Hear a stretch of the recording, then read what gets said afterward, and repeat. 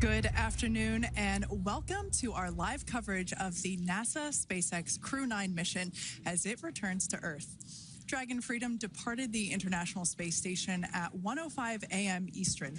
That was 10:05 p.m. Pacific time on March 17th for those of us here in California. On board Crew-9 are NASA astronauts Nick Hague, Suni Williams, Butch Wilmore, and Roscosmos cosmonaut Aleksandr Gorbunov. And they are now on their way to the targeted splashdown site off the coast of Tallahassee, Florida. My name is Kate Tice, Senior Quality Systems Engineering Manager here at SpaceX. And joining me today from NASA Communications is Sandra Jones. Thanks, Kate. It's always such a pleasure to be here. Upon departing the International Space Station, Dragon underwent a sequence of departure burns. The crew then had a rest period and has since kicked off preparations for re-entry, including made a short flight on board Dragon to the International Space Station in September. Both veterans of long-duration station missions, both Williams and Wilmore, conducted spacewalks during their 9 months in space. Having had the capacity to leave the station at any point, had there been some type of emergency, the crew members began packing for their voyage home about a week ago and worked through tasks and shared lessons learned with the newly arrived Crew-10 team, who arrived just a few days ago. For return operations such as this, NASA and SpaceX closely coordinate with the United States Coast Guard to establish a safety zone to ensure public safety and for the safety of those involved in the recovery operations, as well as the crew on board the returning spacecraft. Multiple notices are issued to mariners in advance of and during recovery operations, and Coast Guard patrol boats are deployed to discourage boaters from entering the splashdown zones. Now, we do want to stress to the public the need to respect this safety zone. Recovering a spacecraft from the water is a hazardous task, and any other boats interfering increases risk to the astronauts in Dragon, the teams working to recover them from the water, and the safety of those that come too close. So for the safety of the crew and your safety, we recommend you sit back and watch as we'll be bringing you the best possible views of our astronauts' homecoming. And they will be the best views that you can get. So let's take a minute to meet our returning crew. U.S. Space Force Colonel Nick Hague is your Crew-9 commander. He was selected by NASA as an astronaut in 2013. This was his second spaceflight to the International Space Station and third launch overall. He spent 171 days in space with Crew-9 and has a career total of 374 days in space. During his mission, he completed a spacewalk with astronaut Suni Williams. That was his fourth spacewalk, earning him a career total of 25 hours, 56 minutes of spacewalking time. Before Crew-9, Hague previously served as a crew member of Expedition 59 and 60 back in 2019. He flew with Aleksandr Gorbunov and NASA's Christina Koch. So this is his second time sharing the space station with Gorbunov.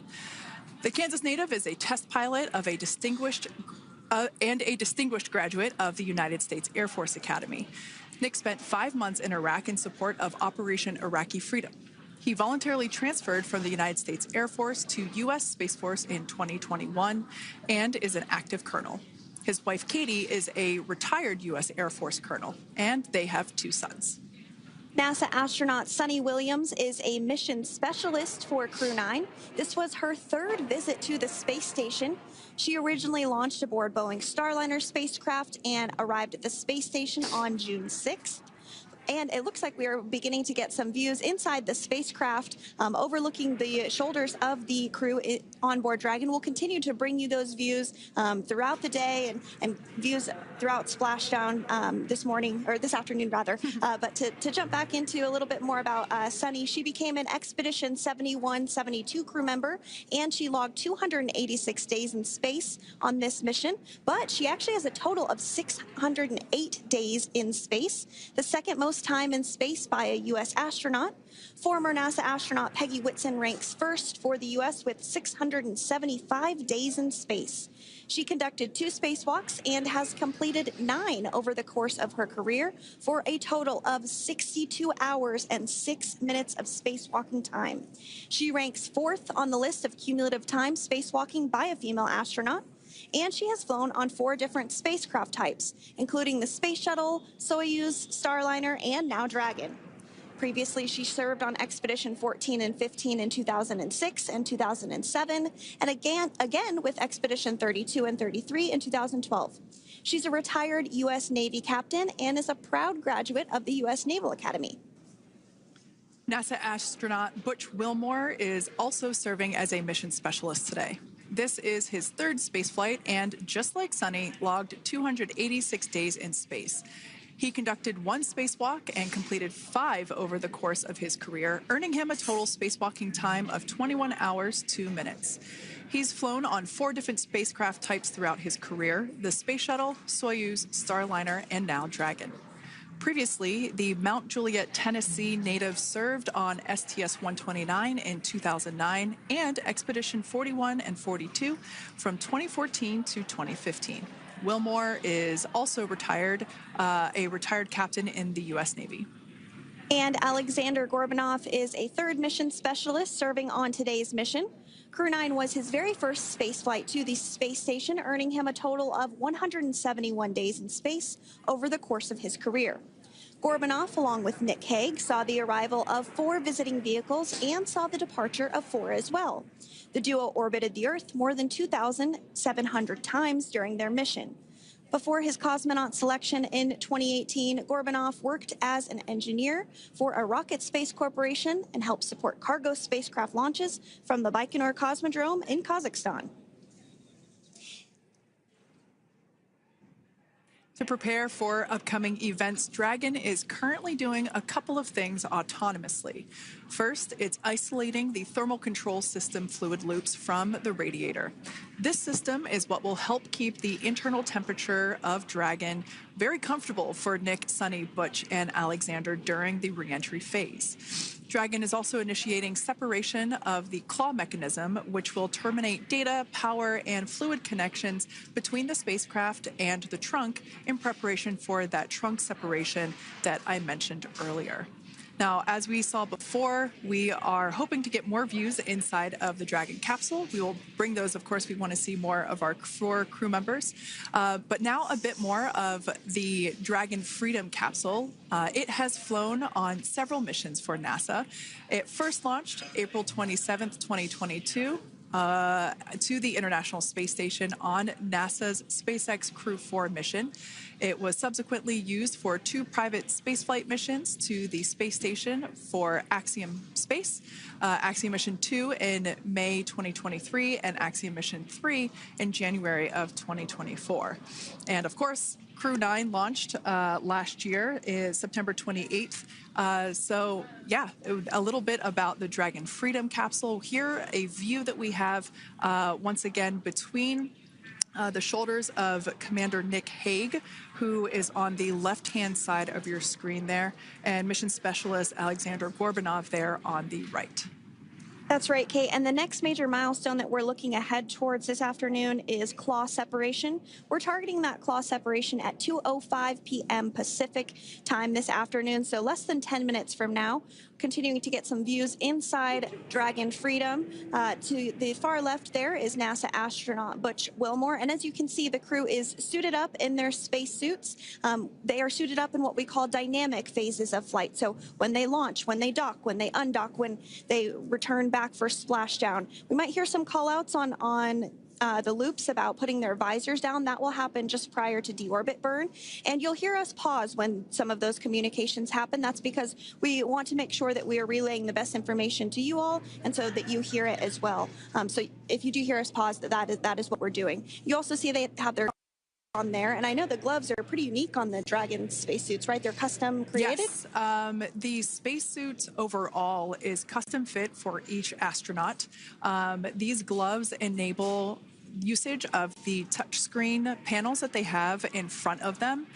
We can't see it from this view, but that view we saw earlier between Aleksandr Gorbunov and Nick Hague, that is a touchscreen. It allows the crew to monitor everything that Dragon is doing, along with those tablets that they have there on their legs. So yeah, the spacesuit itself is intended to act as a mini spaceship, if you will, as once the visors are closed, it is able to maintain a pressure in the unlikely event of a depressurization event for Dragon. So there we can see those screens I was talking about. So there in the center, we've got the location tracker, as well as on the left-hand side, it's mapping out the operations that Dragon is executing. The crew has to remain well informed of all these things that Dragon is doing autonomously. That basically means that Dragon is flying itself.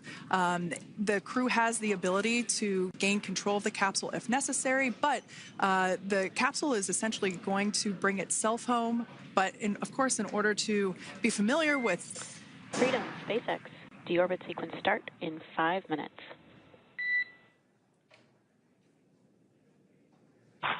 Freedom Caps.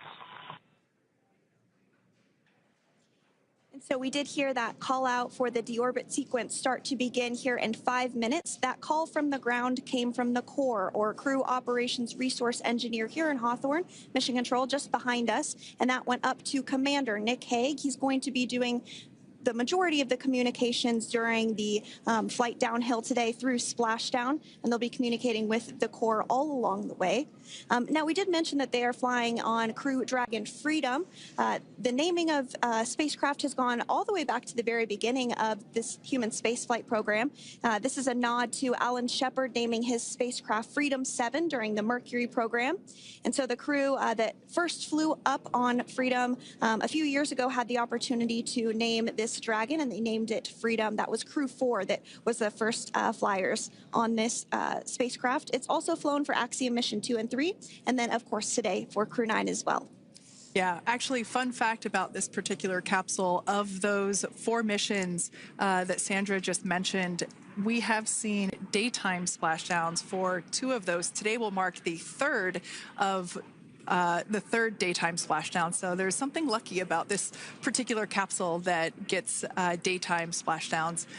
Nighttime is great because we can see even more clearly the capsule streaking through, but I personally love the daylight views because we really get even better views of the recovery team operations during that phase of the mission. Yes, absolutely. And if you follow along with our missions, you'll know that sometimes weather is a watch item when it comes to undocking and splashdown. We do splashdown in the water, so we want to ensure that parameters like wave heights and wind speeds and precipitation, lightning, all of that is looking good for the crew and the safety of those recovery personnel. And today the weather is just pristine. We got off of space station on the very first attempt. So I'm joking around and saying that it was because it was St. Patrick's Day and we got really lucky with the weather. I wouldn't disagree with that. Speaking of weather, we will be hearing from core probably around 2:20-ish. Typically, before we enter the period of loss of signal, or LOS, we will hear an entry briefing from the core, the Crew Operations Resource Engineer, and they will deliver important information like updated anticipated splashdown and loss of signal times to the crew, as well as the wave height and wind speed. So we'll be standing by to listen in on those. Like I said, that will happen shortly after, typically after trunk separation. I can't quite remember if it's before or after deorbit burn. It must be before. But in any case, we'll be hearing all of that coming from core. In fact, that individual is seated there in the room on your screen. That is SpaceX Mission Control in Hawthorne, California. That room is located just over our shoulders, and that is where Dragon operators are standing by on console, monitoring the progress of Dragon as it continues its way home. It's been, at the point of splashdown, it'll be about 17 hours since Dragon undocked from the International Space Station. The team there in Mission Control, there are multiple teams, in fact, and they cycle through shifts to ensure that everybody gets the required rest and sleep periods, just like the astronauts on board. That Crew Operations and Resource Engineer is seated there in the room, and that, like Sandra said, is the primary voice that we'll be hearing communicate from the SpaceX team to the crew on board. That's right. And so it looks like we're about 3 minutes or so from the claw separation portion of today's flight. The claw is a portion on the spacecraft that holds the trunk to Dragon. Following claw separation, we're going to jettison or remove that trunk because it's no longer needed. The trunk has solar arrays on it that provides power to the Dragon spacecraft. But now that we're beginning the reentry process, we need to go ahead and jettison that trunk and able to expose the heat shield, which is really going to do the heavy lifting as Crew-9 re-enters the Earth's atmosphere. They come in at 17,500 miles per hour, so they really need to ensure that that heat shield absorbs that heat, and there's... Deorbit sequence start.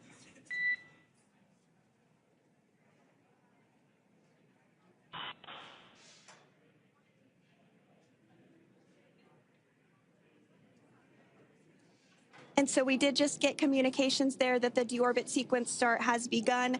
So here in just a couple minutes from now, we expect to hear information or a call back about the claw separation having begun. And again, that kicks off that trunk separation portion that I was discussing to remove that, expose the heat shield, and then eventually we'll have the deorbit burn. And we'll continue to walk you through all of these milestones as we approach them ahead of our splashdown at 2:57 p.m. Pacific time this afternoon off the coast of Tallahassee, Florida. Yeah, we're very excited to bring the Crew-9 crew home. Sandra, we were talking about the trunk separation. That trunk is on a trajectory that will re-enter in the atmosphere and break up upon that re-entry. The heat shield itself is one of my favorite parts of the Dragon capsule. It is the workhorse of the re-entry phase. It will work to protect the Dragon capsule and the crew members on board during the re-entry phase as the temperatures outside of the capsule build up to, I believe, about 3,000 degrees Fahrenheit in excess of. And meanwhile, the interior of Dragon stays a very comfortable temperature. That heat shield does a lot of the work, and we'll see that plasma build up on the exterior of the capsule. As a result of the plasma that builds up, we will lose communications with the crew. This is known as loss of signal, or LOS. This is roughly a 10-minute period on average, even less than. I believe today it is probably about 6 or 7 minutes long. It kind of depends on the mission, and it happens for every Dragon capsule that re-enters the atmosphere. Due to that plasma buildup, we're not able to communicate or command the capsule, so we stand by while we wait to regain communication after we pass through that period of loss of signal and get what's known as AOS, or acquisition of signal. Continuing to stand by for claw separation, and then we'll look towards trunk separation. It'll be just about a minute or so after that. That happens pretty rapidly in succession. Some of our milestones will take a little bit longer throughout the day. For example, we will have a deorbit burn after that will take about 7.5 minutes and helps get Dragon set up in the right trajectory to splash down in the Gulf off the coast of Florida. So continuing to stand by for claw separation.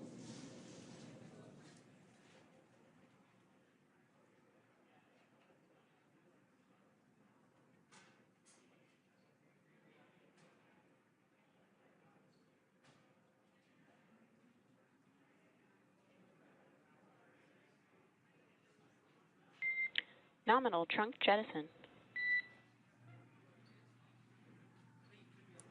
All right. Great news there. That trunk has been jettisoned from the Dragon capsule.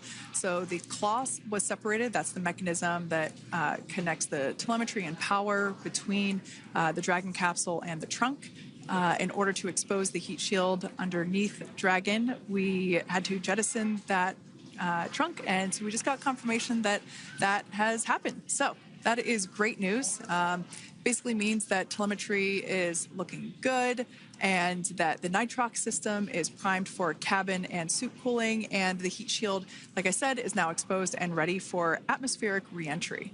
The trunk served its purpose by gathering energy from the sun through its solar cells and converting that to battery power.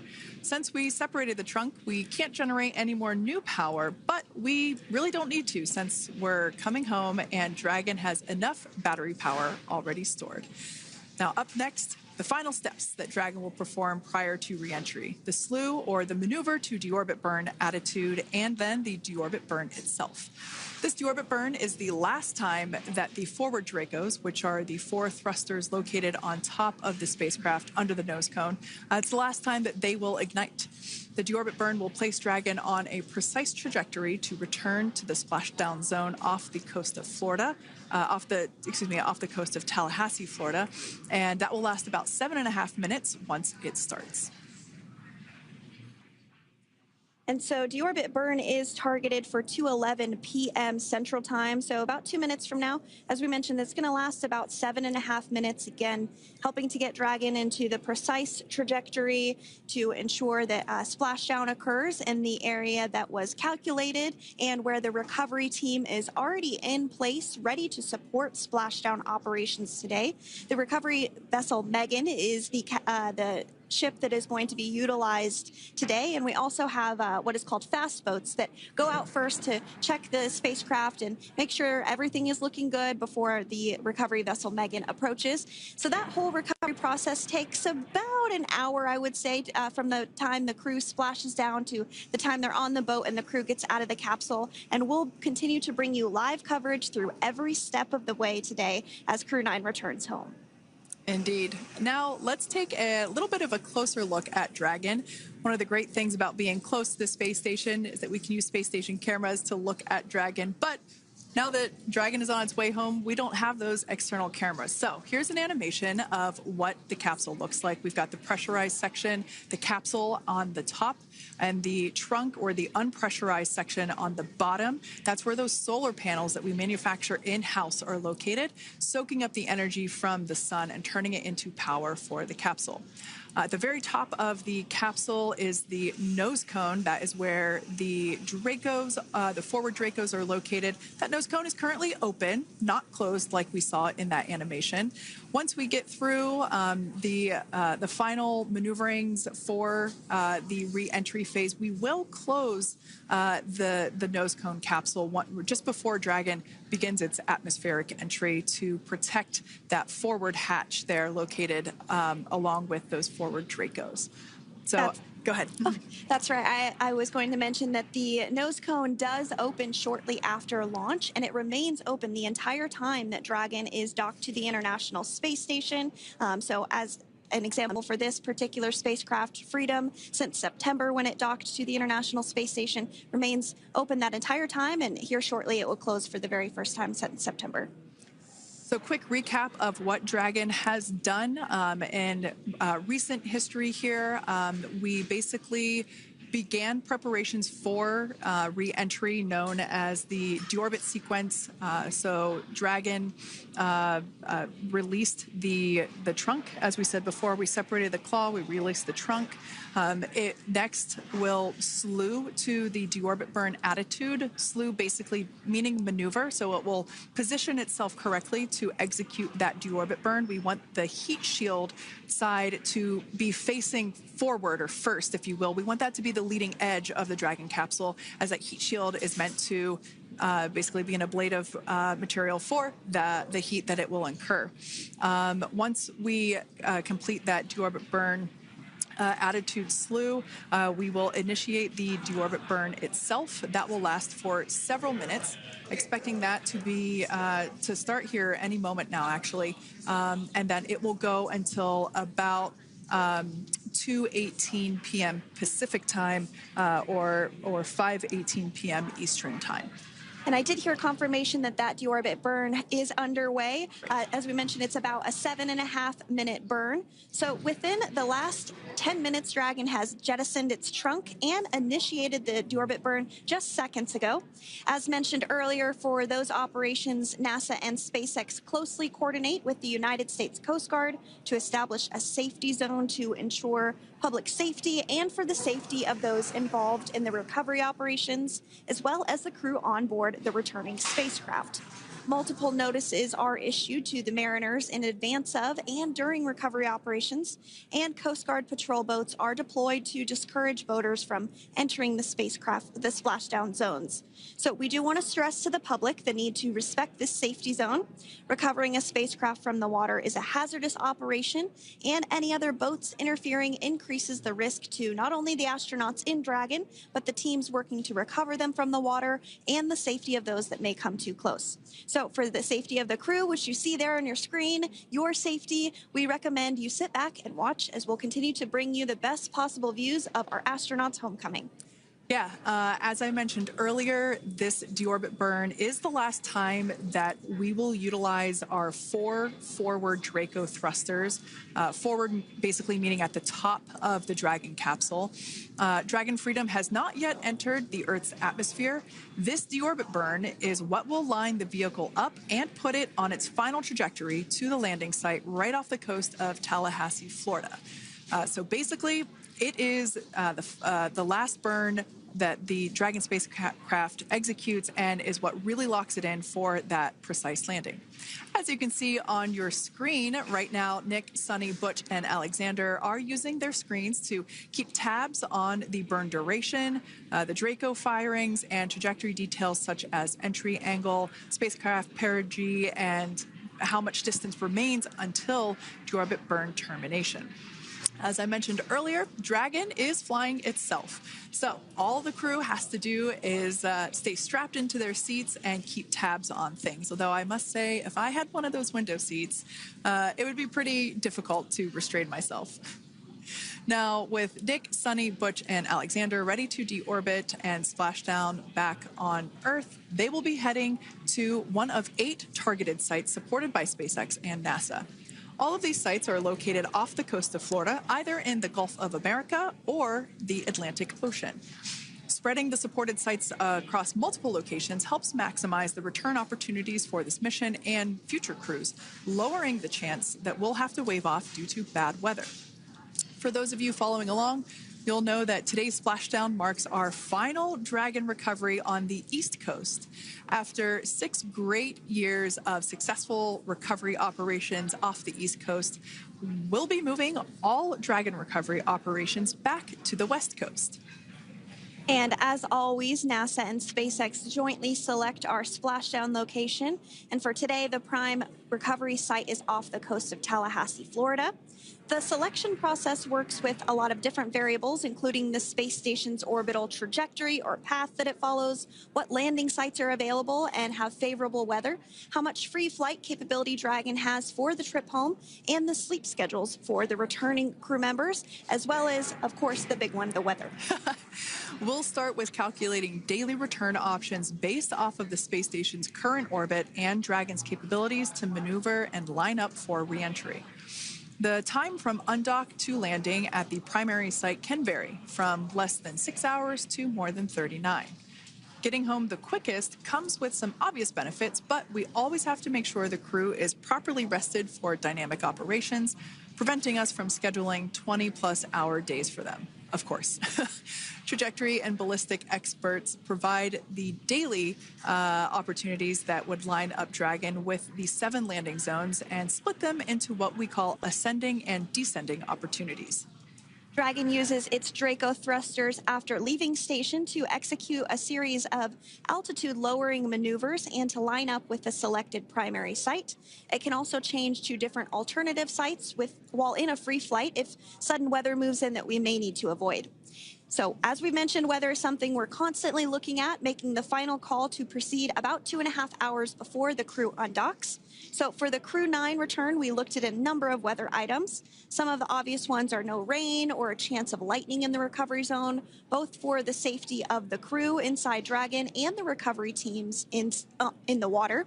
And we're also looking for wind speeds to be less than 15 feet per second or about 10 miles per hour.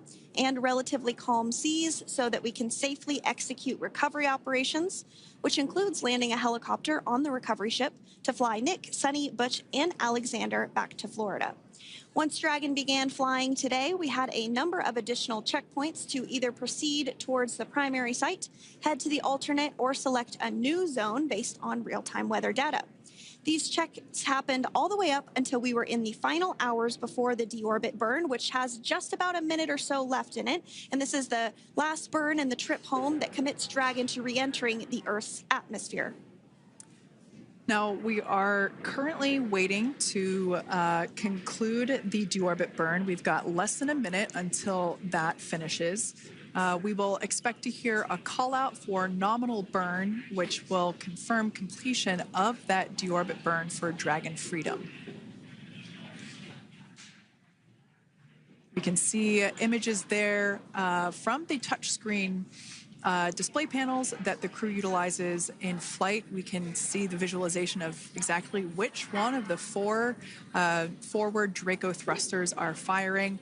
That's why you have kind of like a strobe effect there.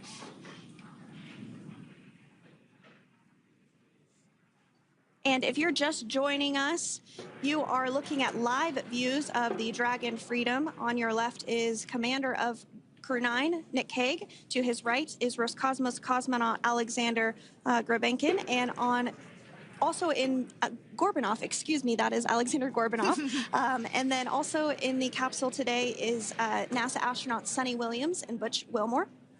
We're awaiting confirmation that their deorbit burn is complete, which is the last burn that's going to help set them up on a trajectory to Splashdown off the coast of Florida. Deorbit burn complete. Performance nominal. Nose cone closure initiated. Freedom copies.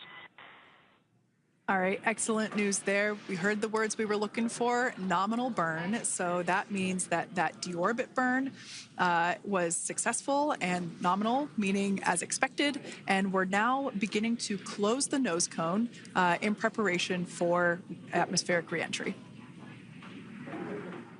So in the background, Dragon is currently inhibiting those forward bulkhead Draco thrusters that we just used to complete the deorbit burn, ensuring it's safe to latch the nose cone shut for reentry.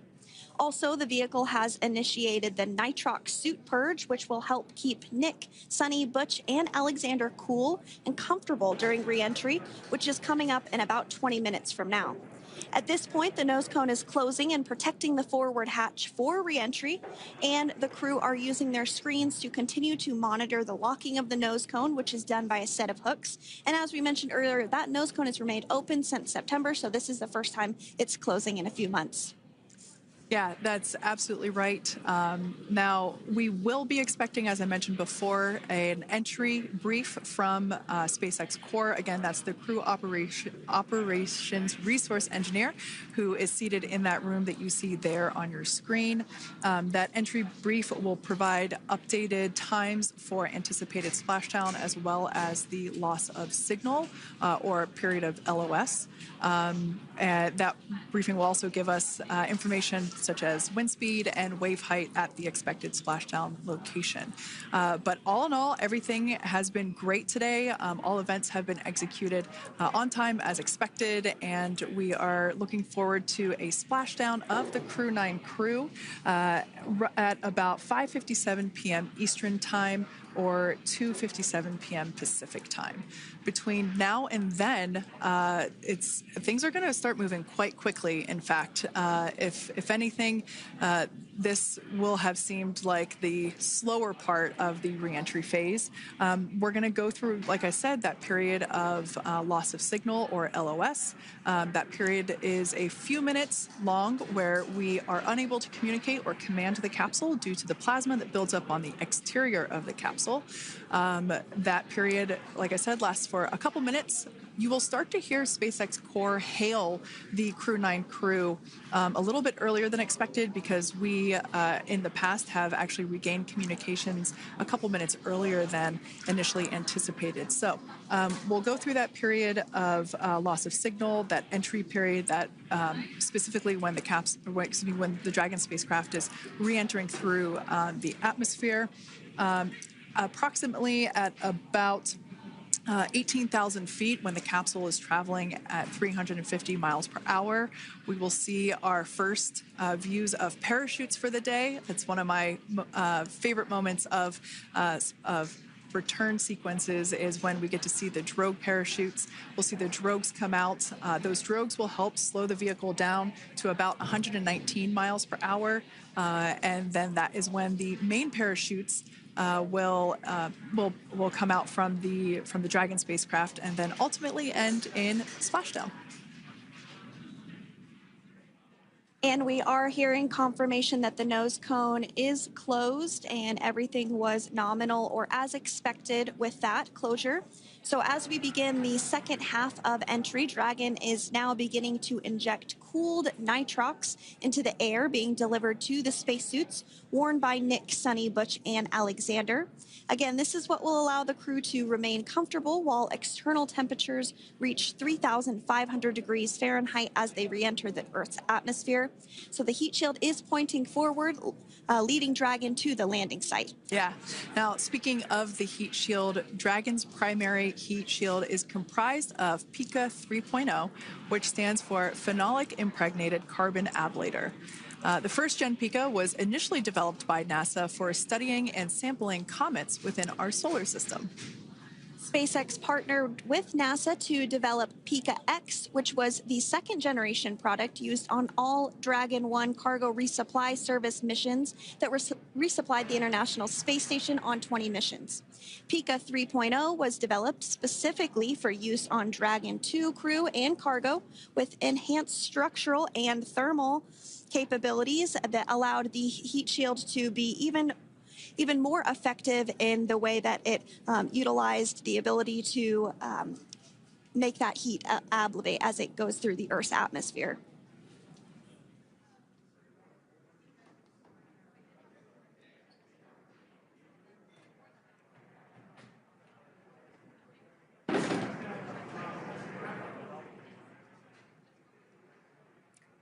The remainder of Dragon is composed primarily of a SpaceX proprietary ablative material. It's another class of thermal protection which is lighter weight versus PICA and protects the underlying composite structure during reentry to ensure the structural capabilities are maintained.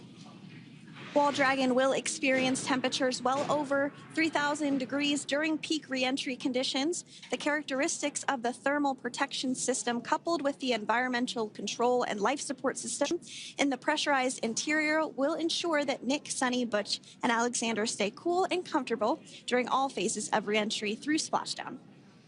Now, if you've just recently joined us, we hope to regain views of our crew members inside Dragon Freedom, but we don't have those available at the moment due to ground station coverage. So we will bring those back to you as soon as we can. Now, after Dragon Freedom has re-entered the Earth's atmosphere, a series of parachutes will deploy to slow the crew's descent. First will be the 2 drogue parachutes, followed by the 4 main parachutes, and those will guide Dragon to its first contact with Earth since it launched back in September. Dragon will automatically deploy these parachutes when different pressure and positioning sensors on the spacecraft detect that they're at the right speed and altitude. Vehicle velocity at drogue deploy is approximately 350 miles per hour, and they deploy at about 18,000 feet. Now, when the vehicle velocity at main deploy is approximately 119 miles per hour, and they deploy at about 6,500 feet.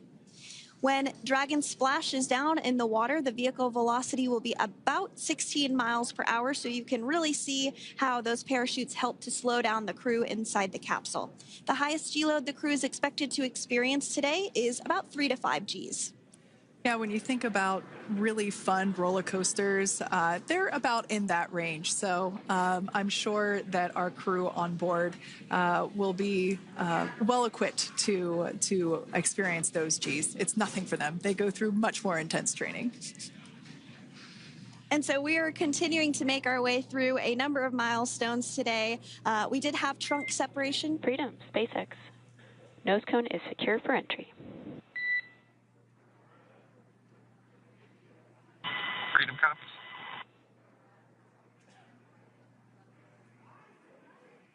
All right, great news there. That tells us that the final physical configuration change for Dragon is complete. We have closed that nose cone. This is the last physical change that Dragon undergoes prior to re-entering the Earth's atmosphere. It's important that that nose cone is completely closed because underneath it is not only where the 4 forward Draco thrusters are located, but it's also because that is where the forward hatch is located. That is the hatch that is utilized for the crew to ingress and egress from the station while it is docked on board. And since our capsules are flight proven and we reuse them on future space flights, we want to make sure that all of the integrity of that hardware remains intact. So that nose cone is successfully closed, and we're going to start moving pretty quickly here. As I mentioned before, we'll go through loss of signal. We'll get that signal back several minutes later, and then we'll see the parachute action. Yep, and then that's all ahead of Splashdown off the coast of Florida. We're targeting Tallahassee as our splashdown zone today at 2:57 p.m. Pacific time this afternoon. Now, you did mention the call to the crew. They'll do some additional calculations following that burn and potentially let us know if that splashdown time has changed at all. But right now, we are continuing to target 2:57 p.m. And you can see there on your screen a path of where Dragon will be re-entering today. So if you are in the southern tip of Mexico, you might have the opportunity to see Dragon. Because it's a daytime splashdown, you probably won't have too great of views, but potentially you'll have the opportunity to get a glimpse of it there. Once again, Dragon operators, they're monitoring the progress of Dragon through this re-entry phase. That is SpaceX Mission Control, located here in Hawthorne, California. That is also where the crew operations and resource engineer is seated. That person is the voice that we have heard multiple times and will continue to hear as the primary point of contact to the crew on board Dragon Freedom. We will also hear the voice of Commander Nick Hague. Basically, after we hear the Corps communicate something, we will hear Nick Hague indicate that they copy, that they heard the message well, some sort of recognition that the message was received.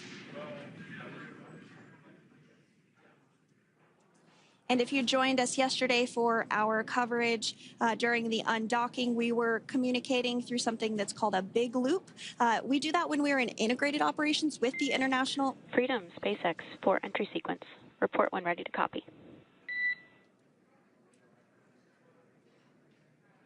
Ready to copy. All right, I've got some updated times for you. Our comm blackout start time is 2144.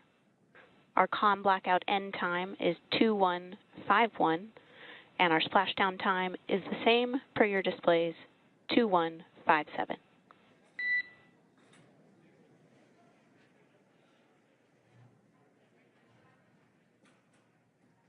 Okay. Understand comm blackout start 2144, stop 2151, splashdown per display. That's a good readback. And with that, please report when tablets are secured behind the elastic bands, restraints are tight, and visors are down.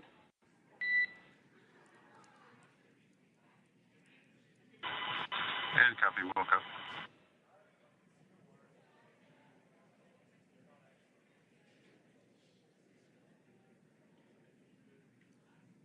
And with that communication from the Corps or Crew Operations Resource Engineer here in Hawthorne to Commander Nick Hague of Crew Dragon Freedom, we did hear that the loss of signal period is still at 2:44 p.m. Pacific, but we had a 1-minute adjustment to the acquisition of signal. That's going to now be at 2:51 p.m. Pacific time. However, our splashdown time remains the same at 2:57 p.m. Pacific time this afternoon off the coast of Tallahassee, Florida.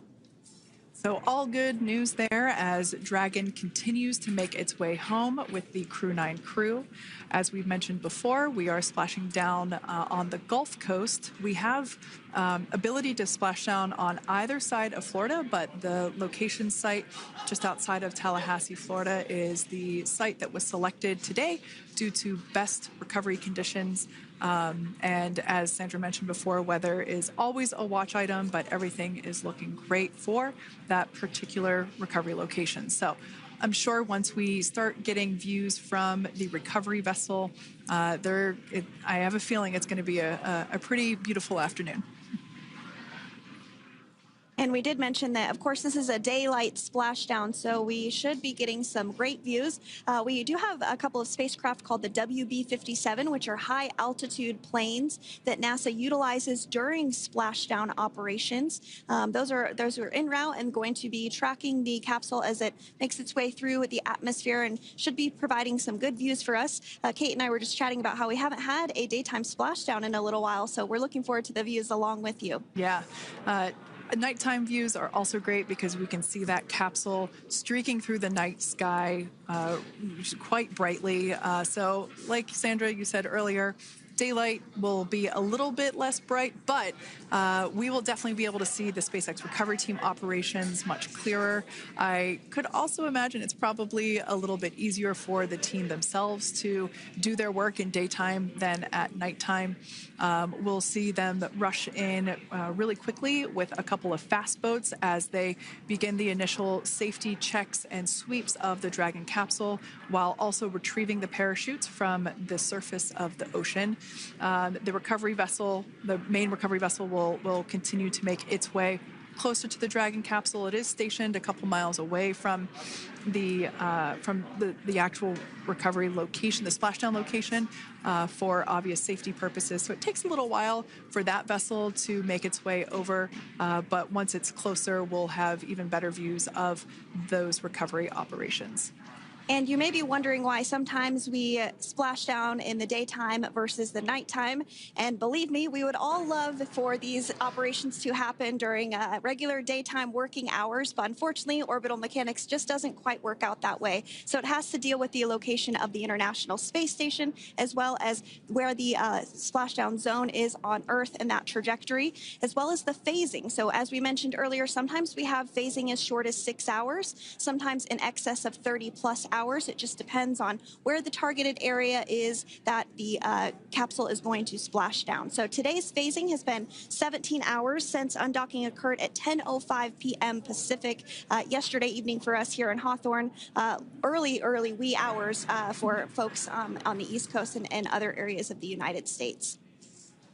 Yeah, but regardless of whether it's daytime or nighttime, the SpaceX recovery team has trained and practiced and rehearsed for it all. So regardless of daylight, they are really efficient with those operations. And but like you said, Sandra, it has been a minute since we have seen a daytime splashdown on a NASA SpaceX crew mission. The last daytime recovery was on Crew-4, which was the debut flight for the capsule flying today, the spacecraft known as Dragon Freedom.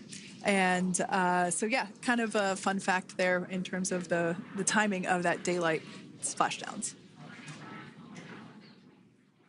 Once again, standing by for more communication with the crew. The next event that we have coming up is the start of that period known as loss of signal. That is the period still expected at 2:44 p.m. Pacific time. This lasts for several minutes while the capsule is making its way through the Earth's atmosphere. The heat shield located at the bottom of the capsule, really doing all the work at that point in time in terms of using the atmosphere to slow the capsule down from its orbital speeds of 17,500 miles per hour. Our tablets are secure, restraints are tightened, visors down. We are configured for entry. Freedom, I copied. Tablets are secured, restraints are tight, and visors down.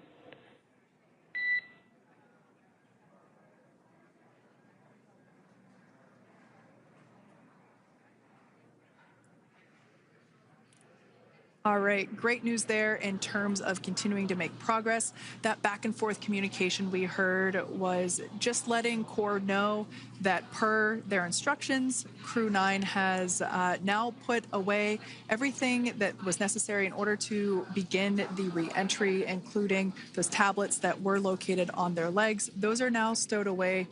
They've tightened that safety harness that we see there, and the visors are now down. So with all that being said, let's take a minute to meet our returning crew. U.S. Space Force Colonel Nick Hague is your Crew-9 commander. He was selected by NASA as an astronaut in 2013. This was his second spaceflight to the International Space Station and third launch overall. He spent 171 days in space with Crew-9 and has a career total of 374 days in space. During his mission, he completed a spacewalk with astronaut Suni Williams. That was his fourth spacewalk, earning him a career total of 25 hours, 56 minutes of spacewalking time. Before Crew-9, Hague previously served as a crew member of Expedition 59 and 60 back in 2019. He flew with Aleksandr Ovchinin and NASA's Christina Cook. So this is his second time sharing the space station with Ovchinin. The Kansas native is a test pilot and distinguished graduate of the United States Air Force Academy. Nick spent 5 months in Iraq in support of Operation Iraqi Freedom. He voluntarily transferred from the United States Air Force to U.S. Space Force in 2021 and is an active colonel. His wife, Katie, is a retired U.S. Air Force colonel, and they have 2 sons. NASA astronaut Suni Williams is a mission specialist for Crew-9. This was her third visit to the International Space Station. She originally launched aboard Boeing Starliner spacecraft and arrived at the space station on June 6th. Following the agency's decision to return Starliner uncrewed, she became an Expedition 71 and 72 crew member, where she logged 286 days in space on this mission. But Suni has a total of 608 days in space, the second most time in space by a U.S. astronaut. 5 minutes until predicted comm blackout. We'll see you on the other side at 21:51.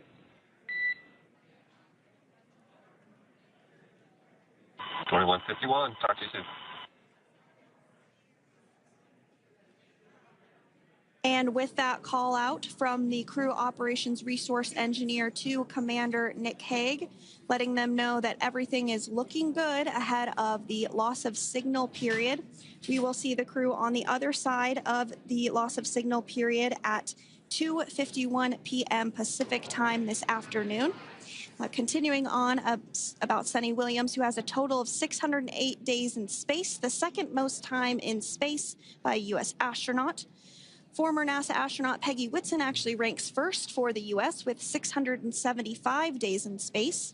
Suni conducted 2 spacewalks and has completed 9 over the course of her career for a total of 62 hours, 6 minutes of spacewalking time. She ranks 4th on the list of cumulative time spacewalking by a female astronaut, and she has flown on 4 different spacecraft types, including the Space Shuttle, Soyuz, Starliner, and now Dragon.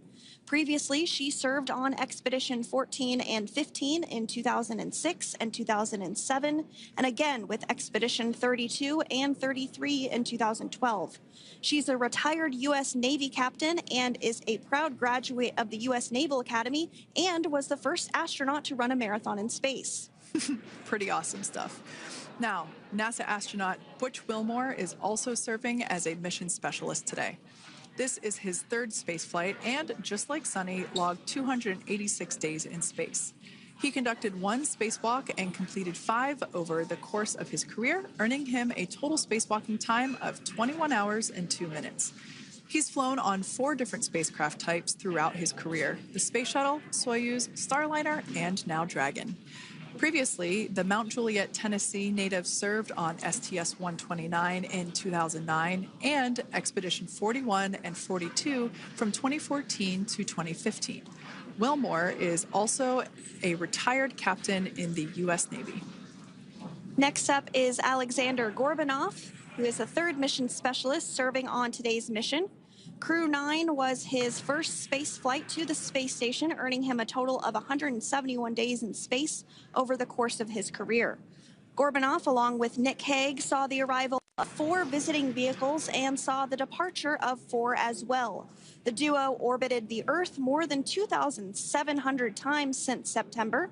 Before his cosmonaut selection in 2018, Gorbunov worked as an engineer for a rocket space corporation and helped support cargo spacecraft launches from the Baikonur Cosmodrome in Kazakhstan.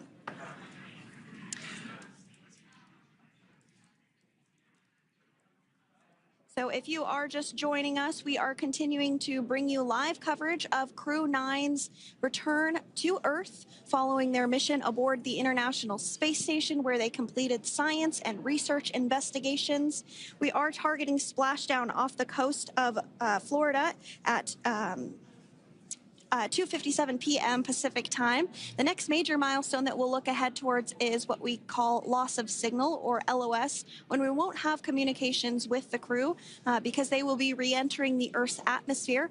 And during this process, there is plasma that builds up around that heat shield, so we are not able to communicate with the crew, but we are anticipating to regain communications with the crew at a short time from now at 2:51 p.m. Pacific time today. As we said before, everything continues to look good for the return of the Crew-9 team. We are about to go into that period of loss of signal. Once we get views of the crew inside the capsule, once again, we will be sure to bring those to you. But that period of time is when plasma is building up on the exterior of the capsule, generating heat in excess of 3,500 degrees Fahrenheit. So we are unable to communicate or command the spacecraft at that time. And that includes, unfortunately, video feeds as well. So as soon as we get the views back inside Dragon, we will bring those to you. But until then, we are going to stand by and continue to monitor the progress of Dragon. Like Sandra just said, we are anticipating the blackout period to begin at 2:51 p.m. Pacific time, 5:51 p.m. Eastern time. This will last for several minutes. It's not super exact, even though we are predicting acquisition of signal, or AOS, to come back at 5:51 p.m. Eastern time.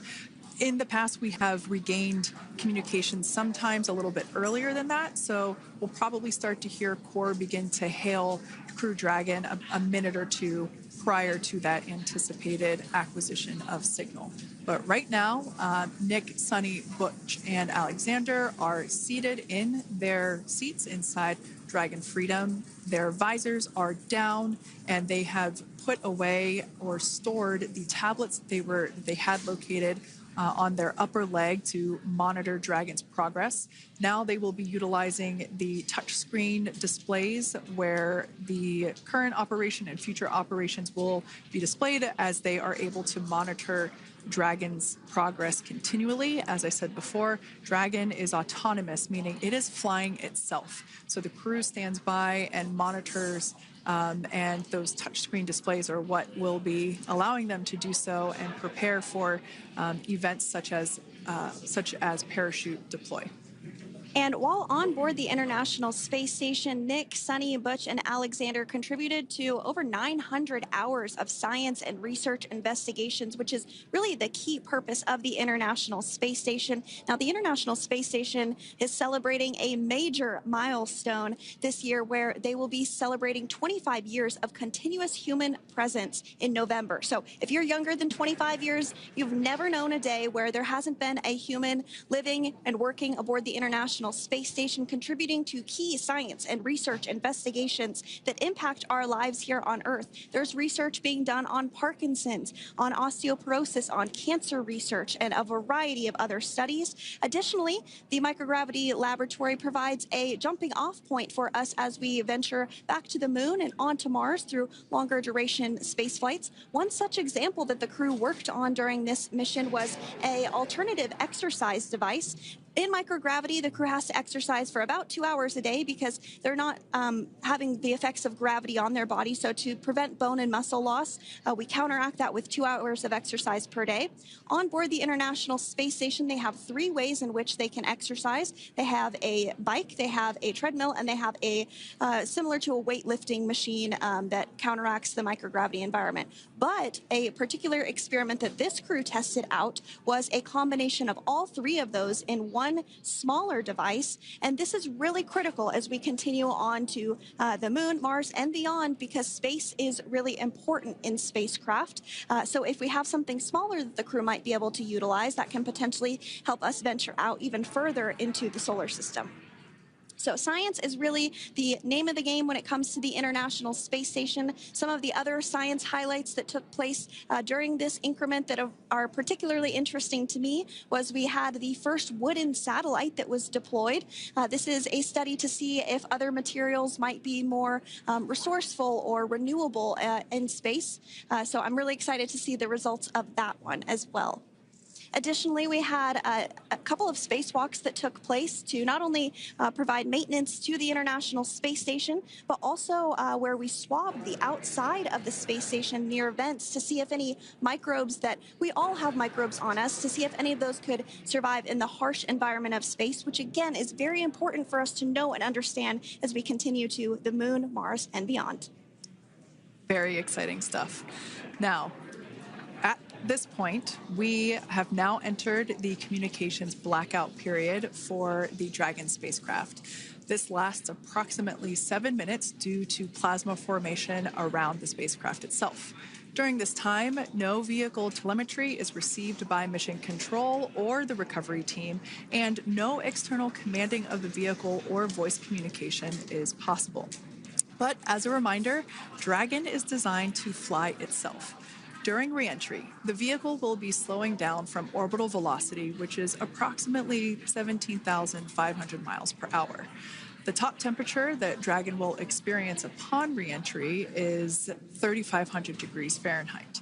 This blackout period, as I said before, we expect it to last about 7 minutes today, concluding at 5:51 p.m. Eastern Time or 2:51 p.m. Pacific Time.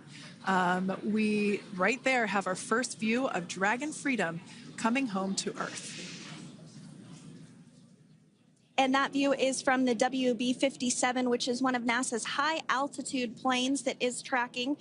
Now, because of the way that this camera is configured, it does look like it is dark, but it is indeed daytime, and you're beginning to see that plasma trail as Dragon re-enters the Earth's atmosphere. All of that is expected. We are anticipating an acquisition of signal around 2:51 p.m. Pacific Time, so just minutes from now, and you may hear the core begin to hail out or call Dragon for communications and see if we can potentially get communications with them a little bit earlier. Following this, we'll have 2 events in rapid succession. We'll have the drogue parachutes deploy at 2:53 p.m. Pacific, followed by the mains just 1 minute later at 2:54 p.m. Pacific Time, ahead of a splashdown at 2:57 p.m. Pacific Time off the coast of Tallahassee, Florida.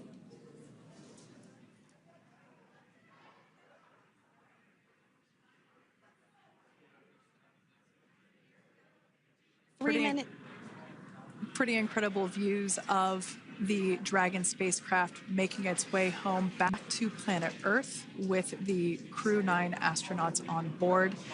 Once again, this view is coming from the WB-57 plane. That heat shield we can see doing magnificent work as it works to... Freedom, SpaceX, Comcheck.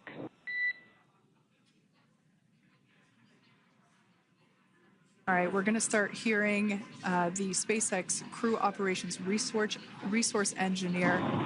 SpaceX Freedom is with you. 4.6T. Enjoying the ride. Copy that, Freedom. Great news there from Commander Nick Hague reporting back. We see a healthy flight computer. Expect automated chute deployment. Freedom copies. Like we said before, things moving very quickly as Dragon Freedom makes its way home. Next event coming up will be deployment of the drogue parachutes. This occurs around 18,000 feet. GPS has converged. Expect nominal altitude for drogue chute deployment.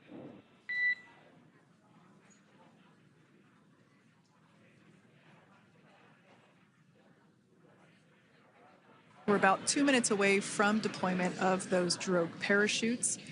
Now the heat shield is continuing to work to slow the vehicle down. That entry period, the Dragon spacecraft went from orbital velocity about 17,500 miles per hour down to about 350 miles per hour. So that really gives you a sense of why that plasma builds up on the exterior of the capsule, thanks to the heat shield and the work that it does.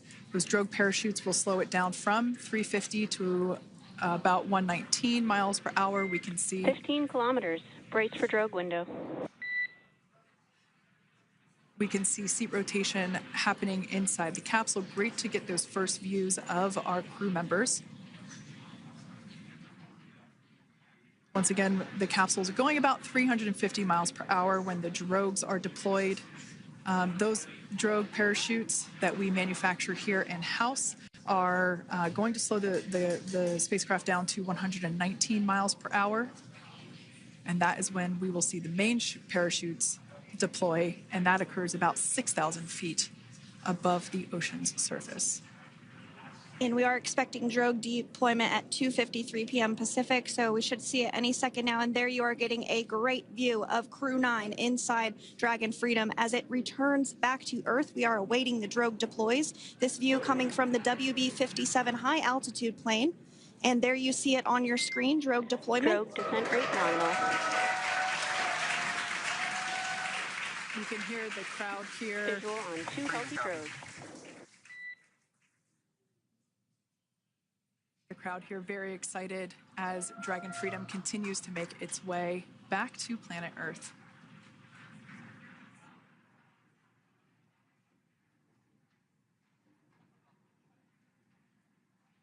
Next up, we'll stand by for the main deployment of the parachutes.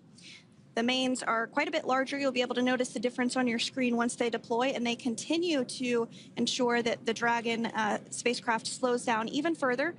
As we mentioned, Freedom will be traveling 16 miles per hour when it splashes down off the coast of Tallahassee, Florida, here at 2:57 p.m. Pacific time this afternoon. And there we go.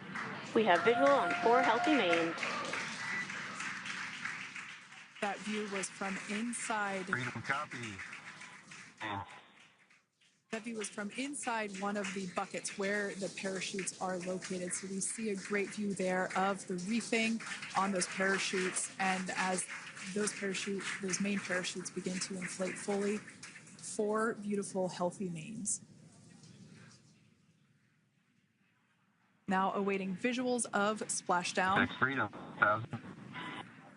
We'll start to hear Commander Nick Hague. Copy, 1,000. As we heard right there, Commander Nick Hague will be calling out the altitude of the Dragon capsule from here on out. Landing in water is simpler and provides more margin against unlikely parachute issues. You can see those parachutes continuing to slow the Dragon capsule down. And if you're just joining us, you're looking at 800 meters. a live view of Crew-9 just minutes away from splashing down off the coast of Tallahassee, Florida. Splashdown 2 minutes from now at 2:57 p.m. Pacific. We do have 4 healthy mains really doing the job there. Just breathtaking views of a calm, glass-like ocean off the coast of Tallahassee, Florida. Crew-9 just minutes away from splashing down. This is really such an incredible shot. Copy, 600. That was a live view from our recovery vessel, Megan, which is stationed a couple miles away from the splashdown site.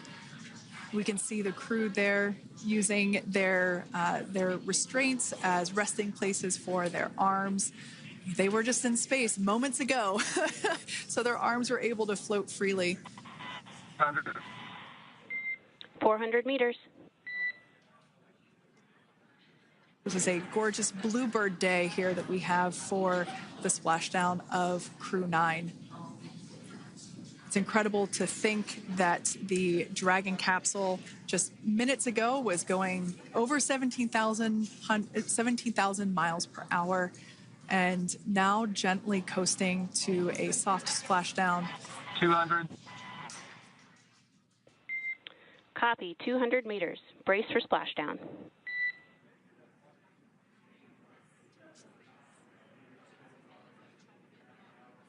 As you can see there on your screen, continuing to monitor progress of the Dragon spacecraft.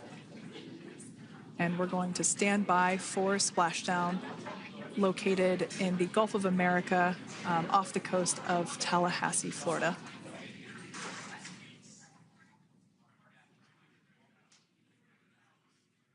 And splashdown, Crew-9 back on Earth.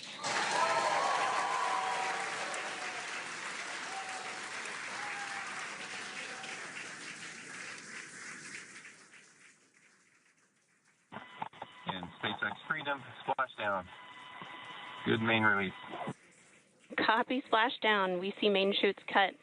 Nick, Alex, Butch, Suni, on behalf of SpaceX, welcome home.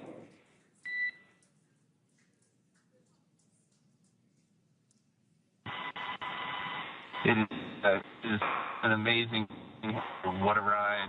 I see a capsule full of grins ear to ear.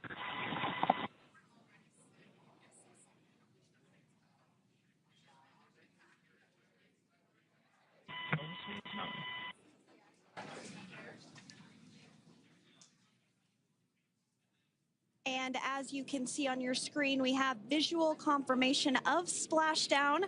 Dragon Freedom has returned home, and NASA astronauts. System safety verifications are in progress. We'll report back when recovery personnel are en route.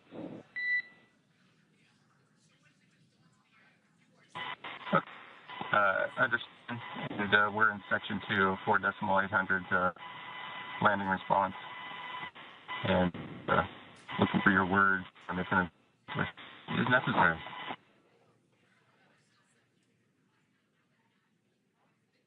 In the distance, we can see the recovery vessel making its way.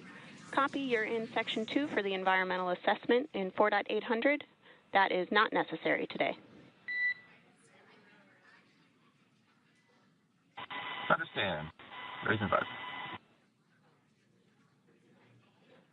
So we will continue to have communications between the Corps and Nick Hague, the commander of Crew Dragon Freedom, which just splashed down 2 minutes ago off the coast of Tallahassee, Florida. Dragon Freedom has returned home with NASA astronauts Nick Hague, Suni Williams, Butch Wilmore, and Roscosmos cosmonaut Aleksandr Gorbunov. They're back on Earth after approximately 17 hours of a return journey from space. The SpaceX recovery ship and team have been waiting for Dragon's splashdown, and they will now make their way to the splashdown location. The teams have been ready and waiting about 3 nautical miles away, so it's going to take them about 30 minutes or so to make their way and to SpaceX Freedom. Pretty sure we're in stable 1. Copy, stable 1. We see the same. It's going to take about 30 minutes for the recovery team to make their way over to Nick, Suni, Butch, and Aleksandr, who are still seated and secured inside that Dragon spacecraft there on your screen. Incredible views there of that thermal protection system, or TPS. That Dragon capsule was pristine, white color before it departed the station, and we can see how the reentry phase, the thermal protection system did its job. Now, if you're wondering what that hole, that like bucket area is, that is underneath the side hatch. That is where the main parachutes were stored. So when we saw the Dragon capsule docked at station, it looked very different. The panel that protects and covers the main parachutes, that was still intact, as well as the panels that enclose where the drogue parachutes are located. We can see those fast Freedom. boats. SpaceX is go for recovery personnel to approach. Expect personnel alongside in the next few minutes. Freedom copies. We can see those fast boats. We weren't kidding when we said they were fast. While it does take about 30 minutes for the main recovery vessel to make its way over to the capsule. These fast boats will be doing a couple of things simultaneously. A couple of them are going to be working to retrieve the parachutes that you see in the background there of this drone shot. Those parachutes will be retrieved from the ocean surface. We want to make sure we are able to pull those out. The recovery vessel there closest to the spacecraft is going to be performing some safety checks. We can see there they're using an instrument that is basically working to detect if there are any hypergolic vapors or fumes that are still residing in and or around the Draco thruster nozzles or outlets. The hypergolic fuel, which is necessary for on-orbit burns to maneuver the spacecraft. Unfortunately, those hypergolics are unable to be breathed. They are toxic, and so this team here is doing those initial safety checks to make sure that it is safe for the rest of the recovery team to approach the spacecraft. They're also checking to make sure that any residuals from the pyros are safe and are not going to cause any issues. We can see the team working their way around the spacecraft to do these basically these sniff tests on all of those Draco thrusters. And as we continue to await the recovery of our Dragon spacecraft with NASA astronauts Nick Hague, Suni Williams, Butch Wilmore, and Roscosmos cosmonaut Aleksandr Gorbunov inside, Dragon has autonomously completed several steps to safe itself following splashdown. We are continuing to see Dragon in what is known as stable 1 configuration. That's kind of the ideal configuration following splashdown. It's upright, and the Dragon capsule's in the right configuration for it to be hoisted into the recovery vessel Megan, which you do see a little ways off in your screen approaching. Dragon will continue to remain live on air with you through that recovery process, all the way through the point where the crew is extracted from the Dragon spacecraft. Now, if you are just joining us, the mission has gone smoothly so far. Dragon successfully splashed down off the coast of Tallahassee, Florida at 2:57 p.m. Pacific, 5:57 p.m. Eastern Time this afternoon.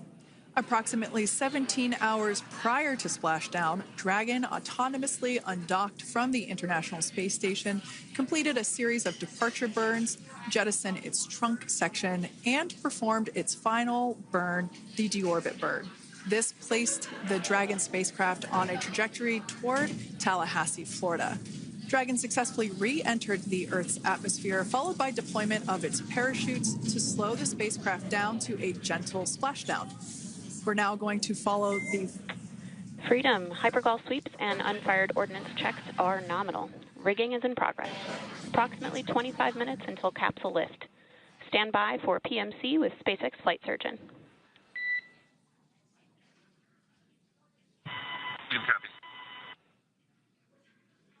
And so what we did just hear there was communications that those hypergol checks were complete. They didn't find any of that upon those checks, so we'll continue to move through the timeline. Next up is a process called rigging, which you see happening right now on your screen. This is when a SpaceX recovery personnel actually works to climb aboard the capsule and work through procedures ahead of lifting onto the nest of the recovery vessel Megan. We heard it's going to be about 25 minutes or so until that lift actually takes place.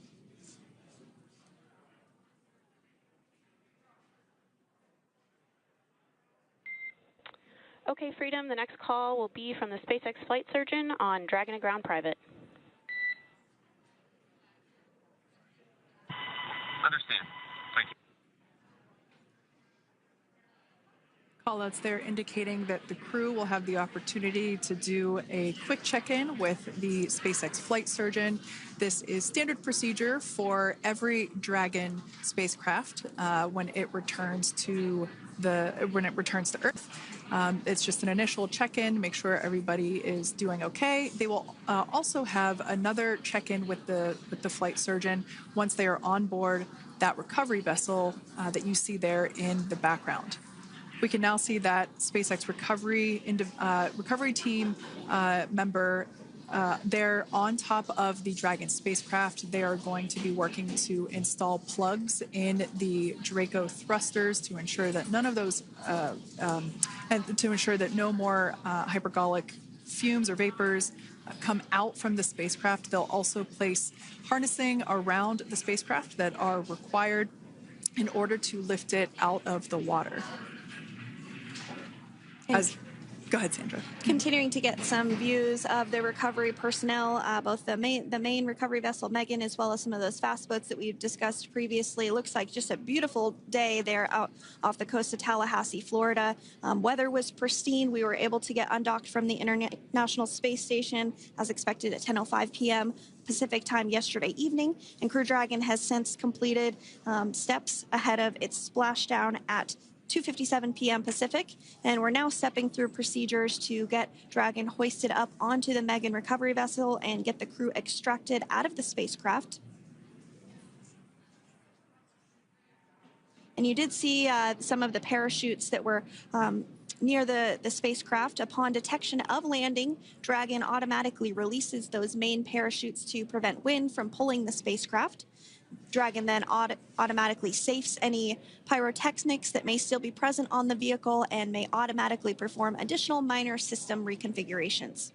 The astronauts will remain seated and in their suits at this point, but the onboard air conditioning keeps things temperature controlled inside the spacecraft so the crew remains comfortable, and the communication systems. Freedom, SpaceX, comm check. SpaceX, this is Freedom. We have loud and clear. Copy that, Freedom. Have you loud and clear as well, and Dragon to ground is no longer private. Understand, thank you. As we saw there on the screen, we have a couple of fast boats in the recovery fleet that have quickly moved into the splashdown location. They are being followed by one of the main recovery vessels, which will move into position upwind of the spacecraft. The two fast boats have very specific roles. Excuse me. The first approach is focused on immediate safety inspection, as we saw. They do this for spacecraft integrity and checking for any presence of those hypergolic propellant vapors. And this ensures that it is safe for the recovery vessel to approach Dragon. Once Dragon is cleared for full approach, as we heard is the case today, the team begins rigging the spacecraft for water recovery by the recovery ship. The second fast boat is responsible for parachute recovery and also serves as a redundant boat to the first one that makes the initial approach to the Dragon spacecraft. As we saw a little bit earlier, we were also able to see one of the recovery team members get on a jet ski to help gather up the parachutes that were automatically detached from the Dragon spacecraft upon splashdown. And it will take a little over 10 minutes for the recovery crew to complete their safety checks. Once complete, the team will begin preparing Dragon to be lifted, and as you see, they are preparing for that to take place at this point. As part of the preparation for this lift, one member of the recovery team has climbed on top of the spacecraft already so they can attach Dragon's hoist rings and connect to the lifting lines. It will take us less than an hour to raise Dragon to the recovery boat and remove the crew from the spacecraft. After medical checkouts, the crew will return to land within 4 hours by helicopter. And if no additional medical assistance is needed, the crew will board a waiting NASA plane and depart for Houston.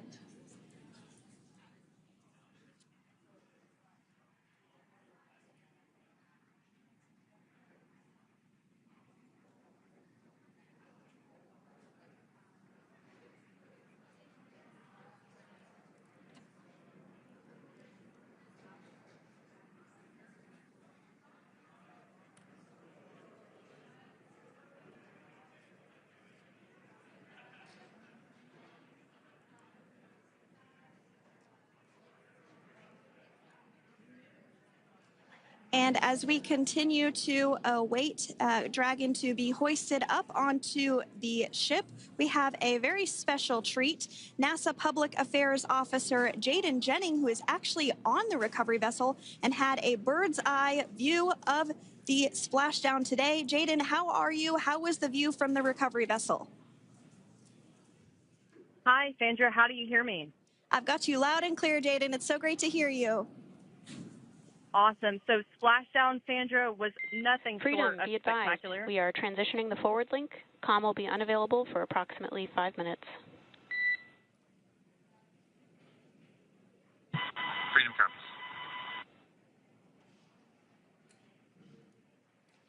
Thanks so much, Jaden. We did just have some communications letting us know that we'll have about a 5-minute period where we won't be able to hear from the crew. So please go ahead, tell us, how was the view from the recovery vessel? Absolutely. Yeah, I was mentioning earlier, Splashdown was nothing short of spectacular. And we were stationed about 1.5 nautical miles away from the splashdown zone and had great visuals here on the recovery vessel Megan. We actually saw a little of the smoke trail as the spacecraft was coming in, and then moments later we spotted those drogue chutes, and this was quickly followed by 4 healthy white and orange main parachutes. We then tracked Dragon all the way down as it slowly propelled into the ocean. And I think I speak for all of us on the ship when I say a new core memory was made today, and we are looking forward to having Crew-9 on board with us a little later. Jaden, that is amazing. Now, obviously, we are watching it here on camera, and the landing conditions look pretty good, but how was it from your perspective? What is the sea state out there? Absolutely.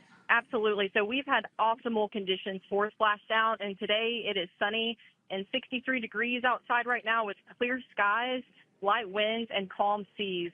The sea looks absolutely beautiful right now, and light blue with the sun reflecting from it. And, Kate, I think the crew's going to like what they feel weather-wise on this picture-perfect day for splashdown off the coast of Tallahassee. Thanks so much, Jaden. It certainly looks like a beautiful day. Can you tell us a little bit about the journey of the recovery forces to get to this point? Sure. So one unique aspect of this recovery was the onboard training on station conducted for Butch and Suni to ensure they were ready to return on a Dragon spacecraft. That training covered all aspects of their return, including nominal and contingency departures, deorbit burns, splashdown, and post-landing ops, which is what this team is preparing for now. As for the recovery teams themselves, we started the day taking a series of helicopters out to the vessel. And as standard, the recovery director and crew support teams were on that first helicopter out and took the time to get everything prepared on the ship. About 2 hours before splashdown, they deployed those fast boats and jet skis into the water. I was actually on the second helicopter out, and we were on the vessel about an hour and a half before splashdown and landed on top of the helicopter pad on the Megan. And the teams have been working diligently across their respective disciplines this week, executing what can only be described, in my point of view, as a logistical masterpiece, just ensuring every detail has been in place for Crew-9's return.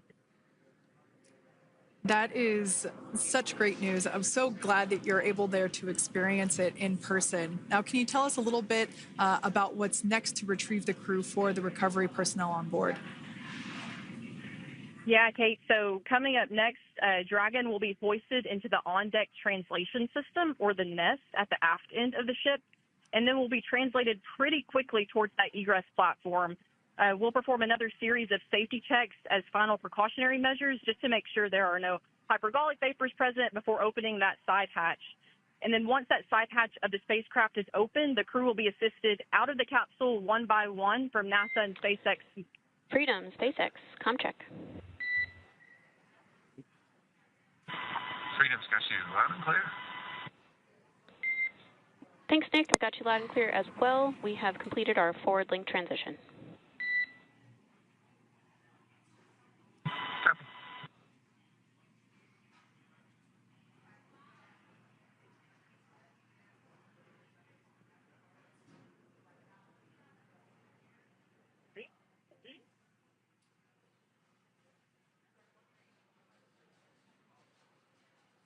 And Jaden, if you did just want to go ahead and let us know what is next to retrieve the crew, we are continuing to get some great views on our screen, but I know you have an even better view yourself. Oh, yeah, Sandra, this view is absolutely unbeatable.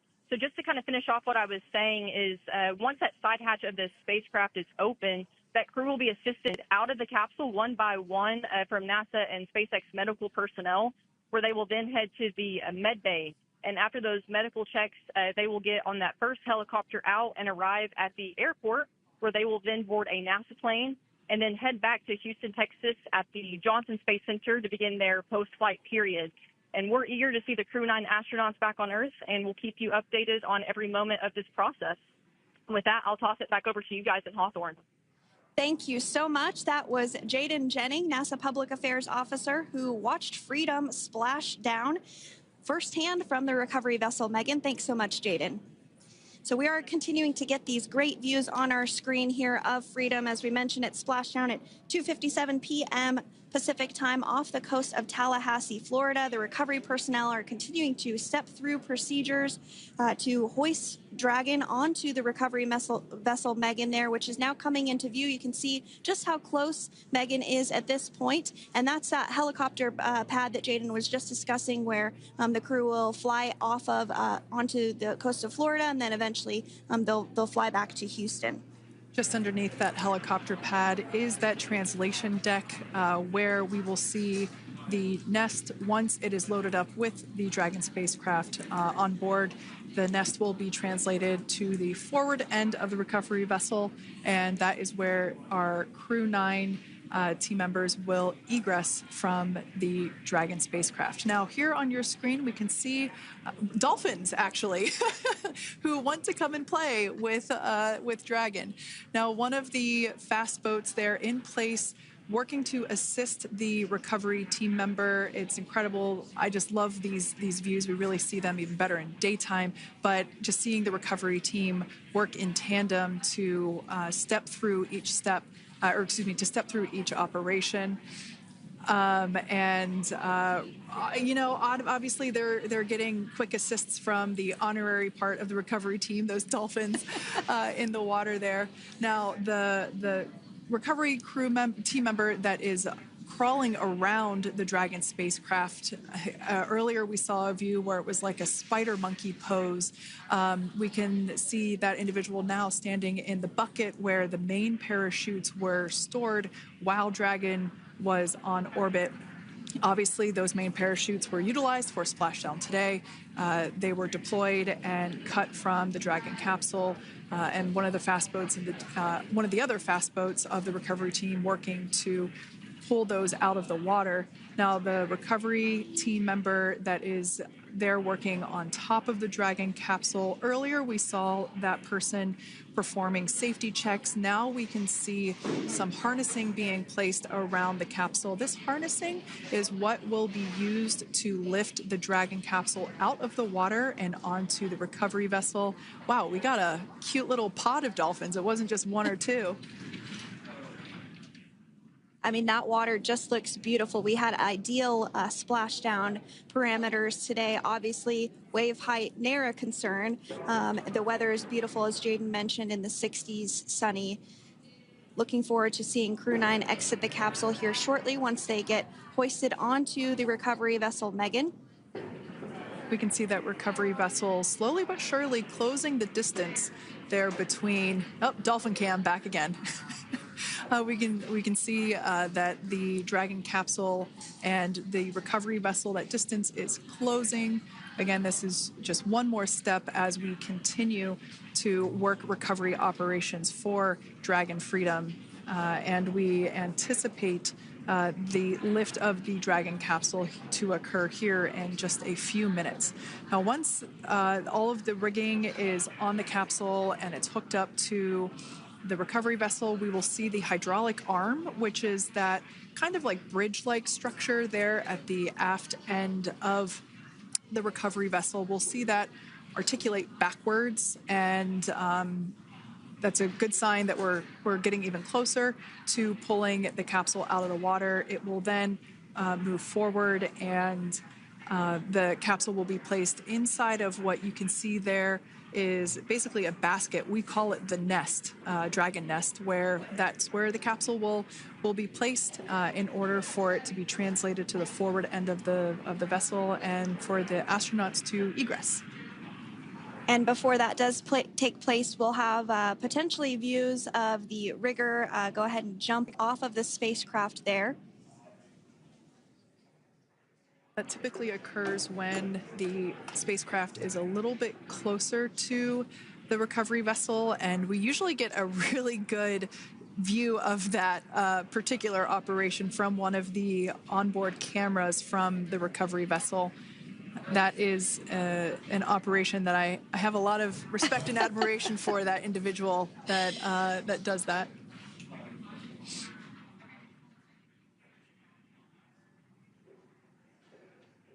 So again, Dragon continuing to get closer and closer to the recovery vessel, Megan. You see some of those ropes now coming into view as well.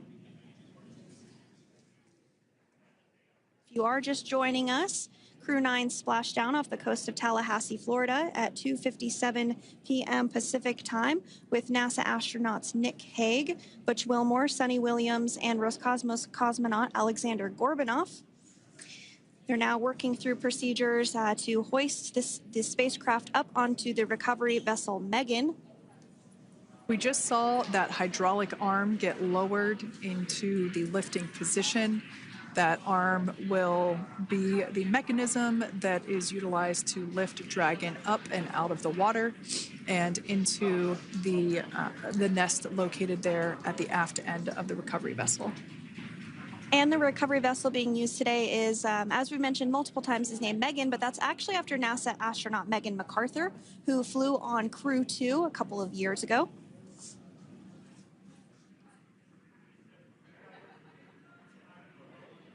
We're getting some views now from actually inside the boat. Yeah, you're exactly right. This view is straight down the recovery vessel. That platform that was closest to the camera, that is the egress platform. Freedom. Rigging is almost complete. Approximately 5 minutes until capsule lift. Great news there from SpaceX Core.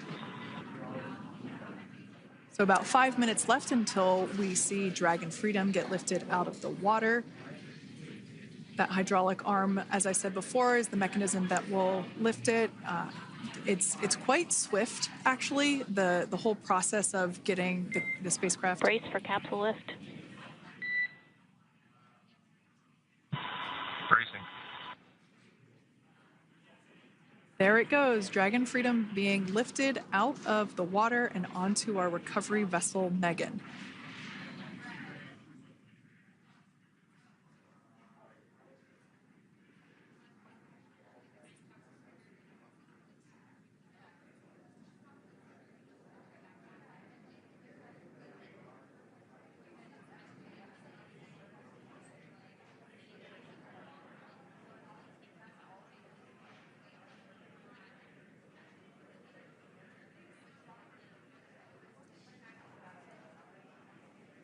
So once securely on... Welcome aboard the recovery vessel. Recovery personnel are completing final checks and stand by for translation to the egress platform. Freedom copies. Great news there, letting us know that Dragon Freedom has been successfully recovered from the water's surface. If you've just joined us, we had an on-time splashdown at 5:57 p.m. Eastern Time, and we can now see that the water recovery operations are continuing to progress. The nest where the Dragon spacecraft is located is going to get moved forward. This will happen after one of the recovery crew members does some checks, and we'll also see some hosing. Obviously, the spacecraft splashed down in salt water. Salt water is corrosive, and we want to try and rinse out as much of the salt water as possible to reduce that corrosion on the metallic structures. So we can see some guidance there being provided, really steering the spacecraft properly into the Dragon's nest. And it's been 30 minutes since Dragon splashdown, and as you can see there, the spacecraft is already on board the recovery vessel Megan. Things continuing to move very smoothly today throughout the entire operations from the deorbit burn up until this point as well. And Freedom, it looks like the positioning wasn't quite right, so they are working on repositioning the capsule in the nest now. Okay, copy that. Thanks. And with that, the team is just going to adjust the Dragon spacecraft a bit so that it's in the right position ahead of translating up a little bit closer ahead of the side hatch. So the team is now going to step through the procedures to ensure that that takes place. While Dragon does fly itself autonomously, it clearly is unable to park itself autonomously. We want to make sure that the Dragon capsule is properly seated there in that nest.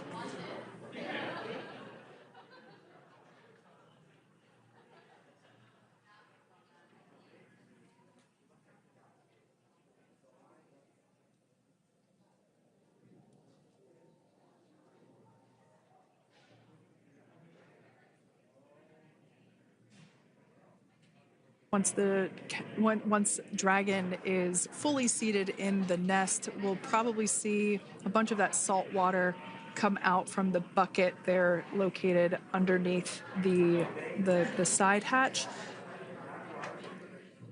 See some salt water splash out. As I mentioned before, one of the recovery team members will begin hosing down the exterior of the spacecraft.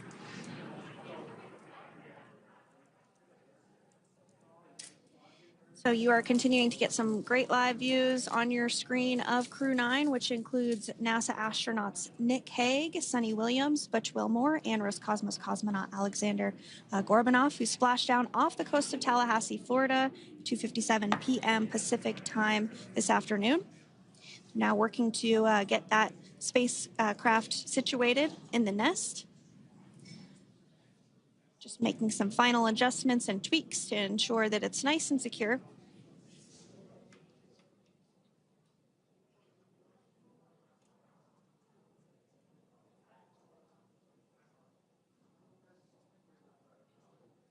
Once the spacecraft is seated and secured and oriented correctly in the nest, Dragon will be moved into the hangar located underneath that helipad that we saw earlier from the aerial views during recovery. All right, Freedom, looks like you are settled into the nest now. Team is working through hypergol sweeps. Copy all.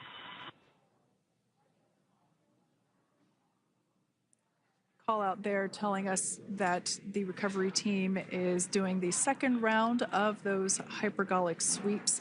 This helps ensure that everyone, all the recovery team members that are located basically right where this camera is located on, towards the forward end of the recovery vessel, that they will all be safe once the spacecraft is translated forward. So we're just doing some additional steps to make sure that the hypergolic propellant that is utilized for maneuvering the Dragon capsule while on orbit, making sure that none of those vapors are still present on the exterior of the capsule. That's right, and there are a variety of individuals on board the boat that help with recovery operations. Not only do we have the recovery personnel that you see here, but we also have a doctor that will check out the crew members as standard procedure. As with any spacecraft that is returning from space, we always perform a medical check with the crew. So you will see the crew come out of the capsule and be placed on stretchers, just like with the Soyuz landing and with all of our Dragon splashdowns, that is the nominal procedure.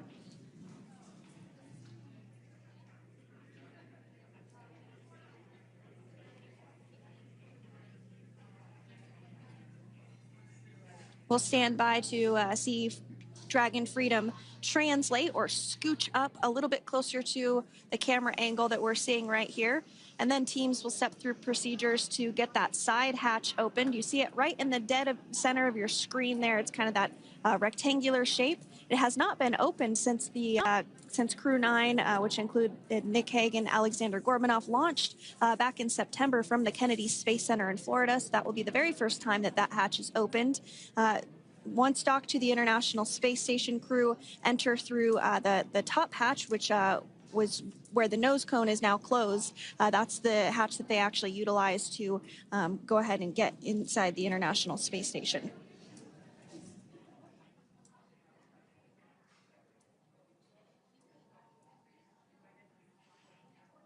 So as we get a little closer to that hatch opening procedure, you might start to see more individuals come into frame for some of that support. The ship has a maximum capacity of a little over 40 people on board, and it takes a variety of different roles, as we've discussed, to support. Also on board is the chief of the astronaut office for NASA, that's Joe Acaba.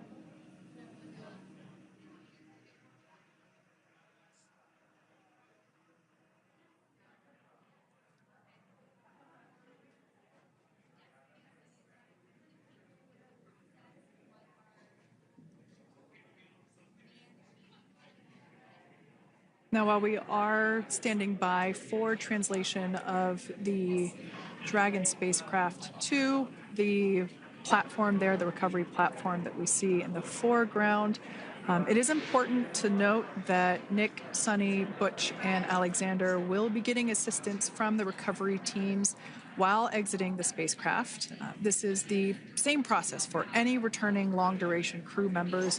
As you could imagine, returning to a gravity environment can wreak havoc on our vestibular system, which is responsible for maintaining balance and motion.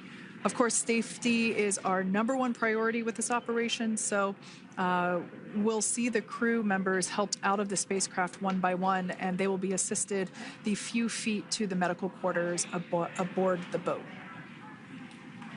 And on board Dragon are 3 veterans space flyers. That includes Nick Hague, the commander, as well as Butch Wilmore and Suni Williams.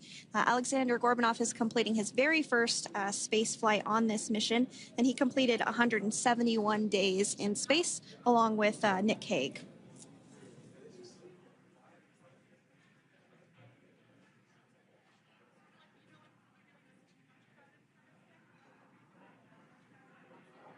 For those of you that have just recently joined us, well, I would encourage you to hit that rewind button and go back a few minutes. It was a beautiful splashdown of Dragon Freedom with the Crew-9 cohort on board.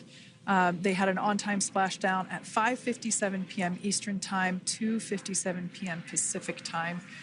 We can see that the spacecraft... Freedom translation is in progress.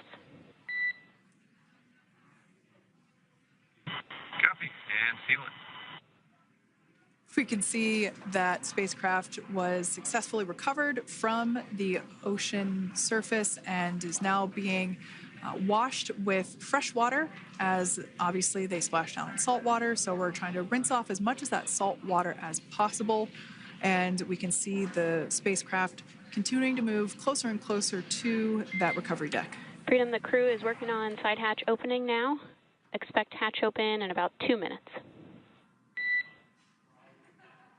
Okay, copy that. And Kira, just wanted to say that to you guys, you and the team did an awesome job, both uphill and downhill. Just really, really impressed. Thank you. Thanks, Nick. It's been an honor. This is a pretty exciting moment coming up. We are working to open the side hatch. One thing that may not be obvious from, just looking at the spacecraft here is that this side hatch that we're about to open, the last time it was open was when this spacecraft was at the launch pad. This side hatch is what is used for initial capsule ingress and final capsule egress, but all comings and goings from the spacecraft while it is on board the space station are from the forward hatch, which is located at the top of the spacecraft under that nose cone. So this is a pretty exciting moment because it will be the crew's first breath of fresh air since boarding their ships at the start of their journeys last year. And the very first person that will have the opportunity to say hello to the crew once that hatch is open is a SpaceX medical recovery personnel representative. Then we'll see procedures take place to remove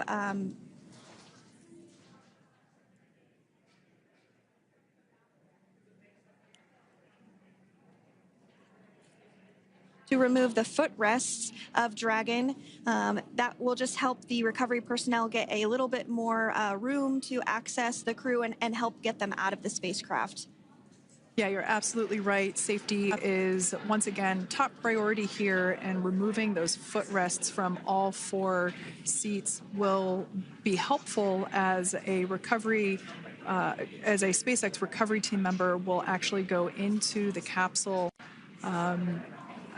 into Dragon Freedom to help the crew members unbuckle and stand up, and essentially we'll also see a fun little slide be put in place to help the crew members exit the spacecraft safely. So yeah, we're going to remove all 4 of those footrests to basically give a little bit more working room inside the spacecraft.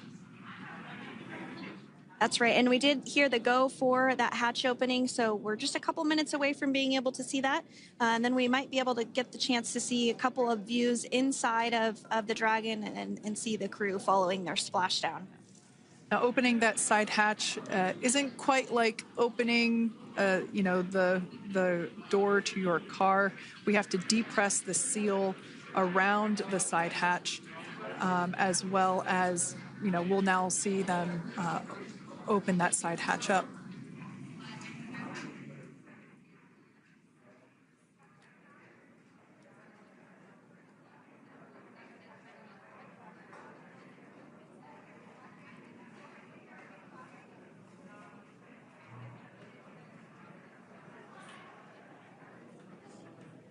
And there you have it. The side hatch is open for the first time since September.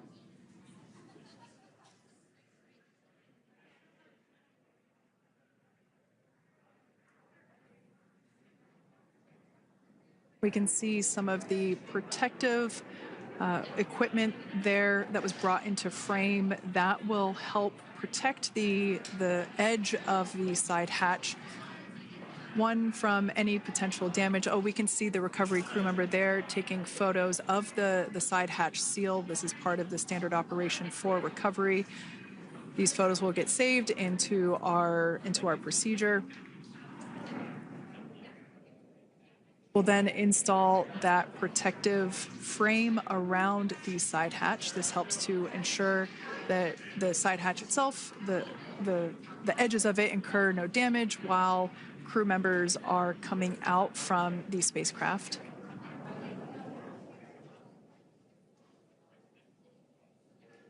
If you missed it, there was also a recovery team member that went inside. So there are now 5 people on board the Dragon spacecraft.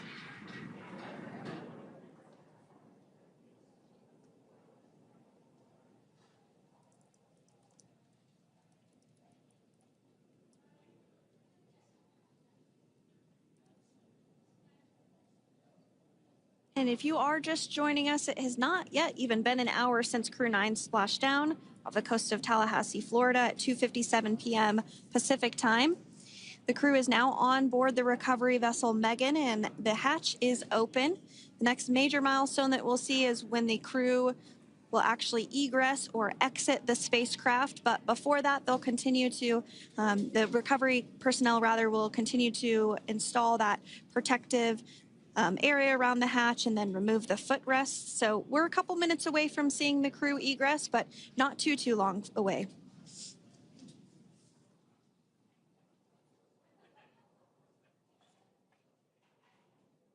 We'll probably see those footrests being handed out here in the near future, as I mentioned before. Oh, of course, we got to get a well-documented photo of the moment. Although we can't see it from here, I'm pretty sure there are 4 smiles on board right now. And we did hear that report out from the commander, Nick Hague, following Splashdown, that there were four smiles as far as he could see. Yeah, capsule full of grins. Now, generally speaking... And there we do see Crew-9, some happy waves, smiles all around back on Earth.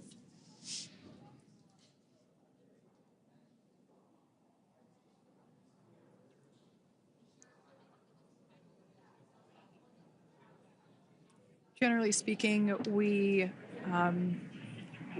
have the individuals in the 2 center seats of the spacecraft exit first. You might hear us refer to this as the exit process as egress. It's just another term for exiting the spacecraft.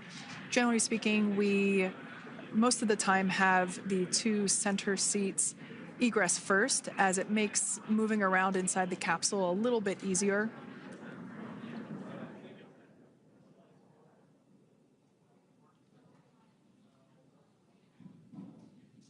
We can see the tablets that were previously located on the upper leg of the crew members. We can see those being handed out to the recovery team. Those were taken off prior to the entry phase, to spacecraft reentry.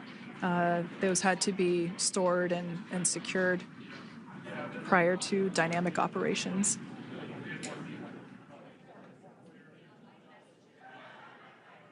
It looks like we are starting to see the footrests also be removed. I just saw one there on the screen. There are 4, of course, 1 for each crew member.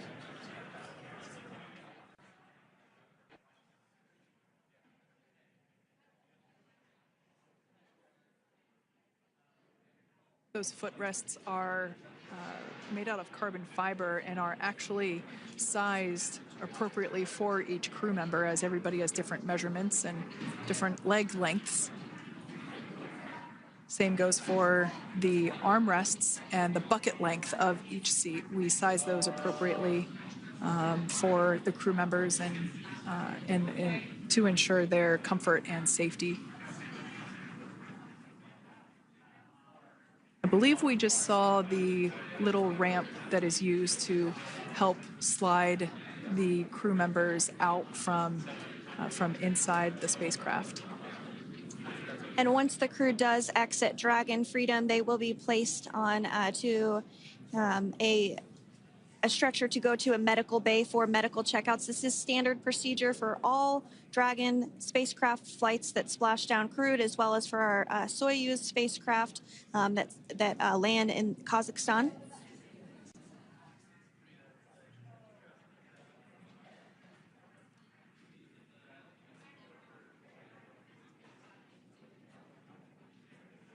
We could see the exterior of Dragon Freedom quite clearly in this shot, and it's such a beautiful sight. I personally prefer the capsule when it has some of that charring from atmospheric reentry. It is the signature sign of a capsule that has returned to Earth.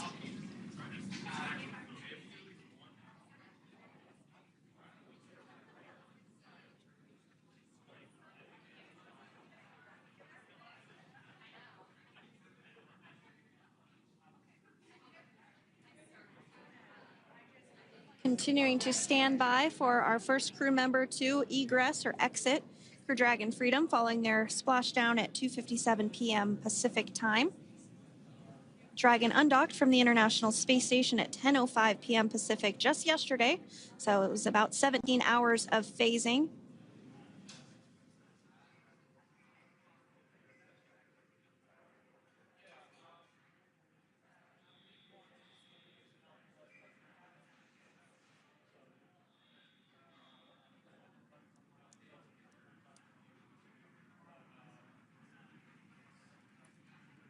And while on board the International Space Station, Crew-9 contributed to 900 hours of science, over 150 research experiments and investigations, making great use of the microgravity lab of the International Space Station, which celebrates 25 years of continuous human presence this November.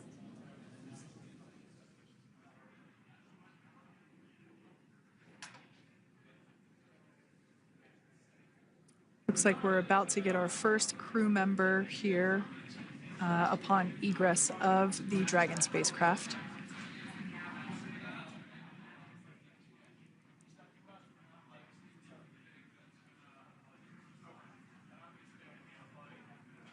So we are standing by for that egress.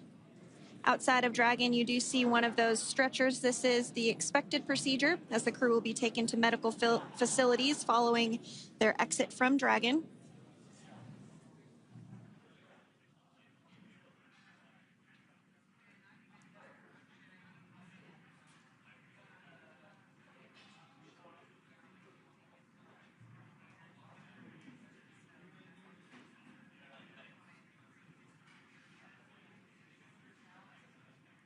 We can see folks on board clapping as our first crew member. And that is NASA astronaut Nick Hague, commander of Crew-9, now out of Crew Dragon Freedom.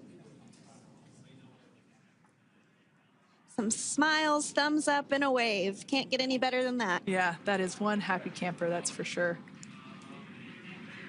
As we said before, it is standard procedure for all of our long-duration crew members to receive assistance upon egressing from the spacecraft.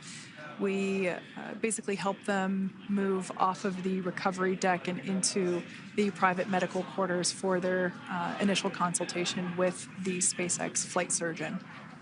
So we'll see that take place for all 4 of our crew members today.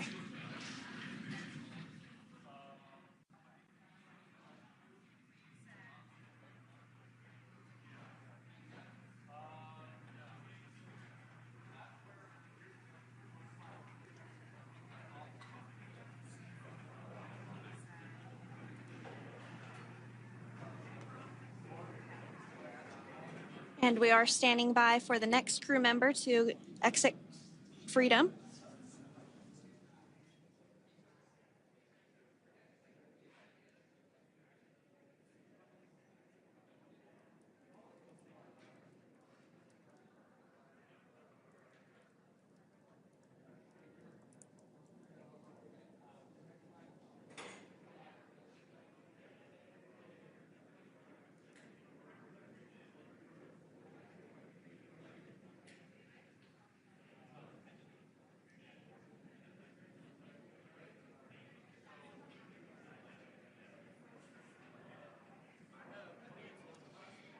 Next up out of the capsule, we expect Roscosmos cosmonaut Aleksandr Gorbunov. His first space flight. Spent 171 days in space alongside NASA astronaut Nick Hague. Looks like we're getting some cheers and clapping on board as Aleksandr is slid down the little ramp and placed into the mobility aid. Once again, big smile.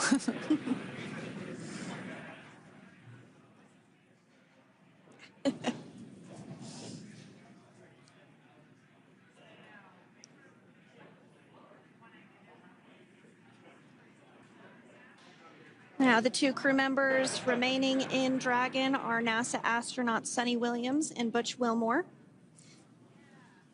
They completed 286 days in space. One of the remaining footrests being removed from the Dragon spacecraft.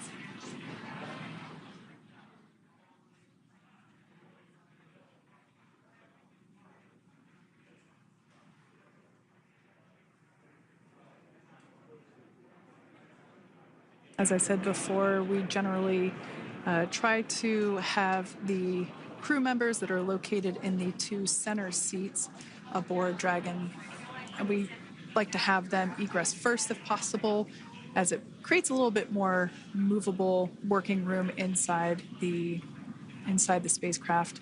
There is a recovery crew member inside that is helping all of our Crew-9 crew egress or exit from the spacecraft.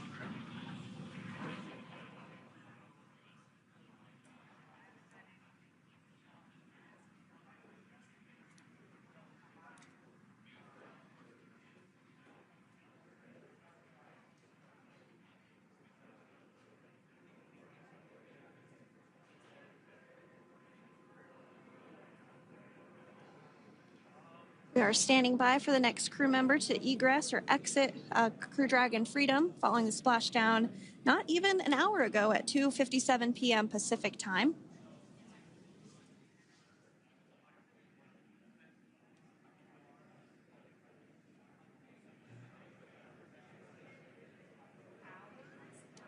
Really have the recovery operations down pretty quick at this point.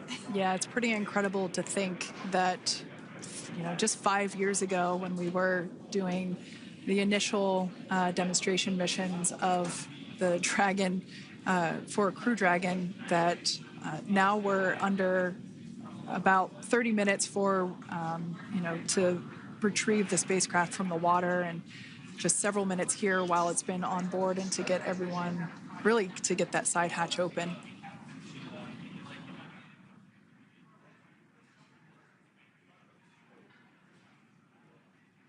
For those of you that have just recently joined, the Dragon had an on-time splashdown. It looks like we're getting our next crew member here. That is none other than Suni Williams. Big smile, big waves. She, like her other crew members, now will be assisted onto the mobility aid.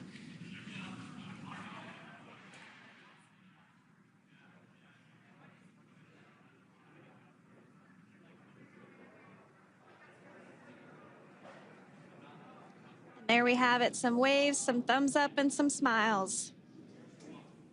Definitely seems to be a theme among all recovery operations.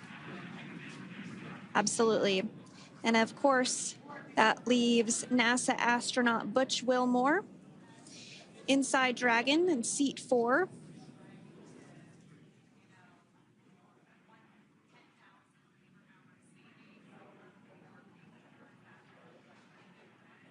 We're getting some views of him now as he egresses or exits the spacecraft.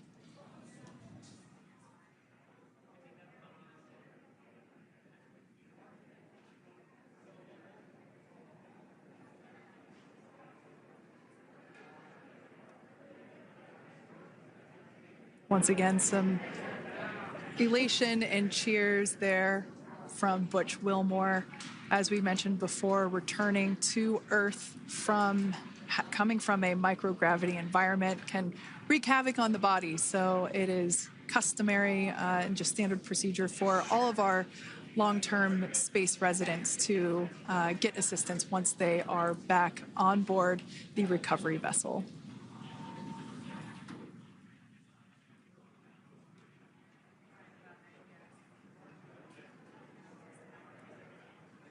Well, now that Nick, Butch, Suni, and Aleksandr are safely back home on Earth and getting checked out by the NASA medical team, we're going to wrap up our live coverage of their return.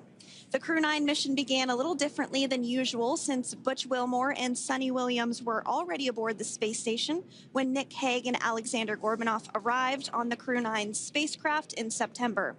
Having arrived as the crew flight test crew for Starliner, Wilmore and Williams were fully incorporated into the space station's Expedition 72 team and began research and other work aboard the station along with the other crew members.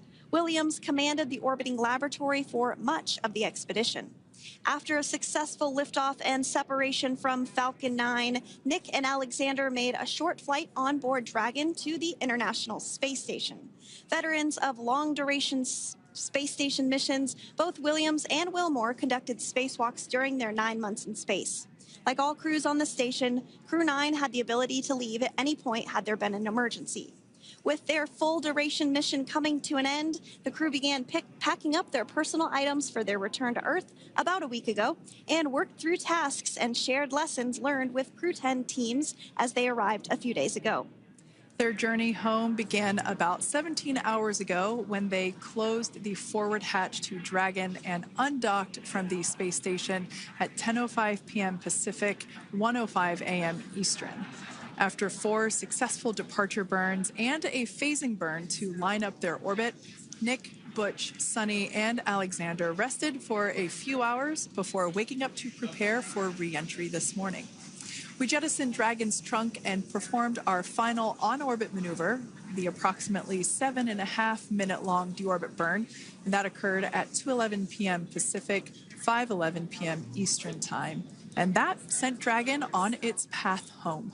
The spacecraft re-entered the Earth's atmosphere and slowed its descent with successful deployments of 2 drogue parachutes and 4 main parachutes, with the final splashdown occurring off the coast of Tallahassee, Florida at 2:57 p.m. Pacific, 5:57 p.m. Eastern. Following that successful splashdown, we saw SpaceX recovery experts move in and prepare Dragon Freedom for its lift onto the recovery vessel. And just a little less than an hour following splashdown, we saw Nick, Suni, Butch, and Aleksandr make their way out of Dragon and into the recovery ship's medical facilities, safe and sound. Next up, they'll catch a helicopter flight back to shore, where they'll transfer to aircraft that will take them home. The astronauts will take a NASA plane for the short flight back to Houston, where they'll be reunited with family and friends to bring an end to this mission. It's been an honor and a privilege to share their journey with all of you as we continue this new era in human spaceflight. Return today marks the end of the direct handover we executed after successfully launching the Crew-10 mission to the space station just last week on Friday, March 14th. Thank you, as always, for joining us for tonight's coverage of the splashdown of Crew-9. Remember to follow SpaceX on X and NASA online and on social media for updates for the very latest on crew and cargo flights to and from the International Space Station. And we'll continue to share the progress of Nick, Suni, Butch, and Aleksandr on social media as they travel back home. We do also have a post-splashdown media briefing coming up at approximately 4:30 p.m. Pacific, 7:30 p.m. Eastern, where leadership will share a final update as we conclude this successful mission. So, from all of us at NASA and SpaceX, welcome home, Crew-9. So long.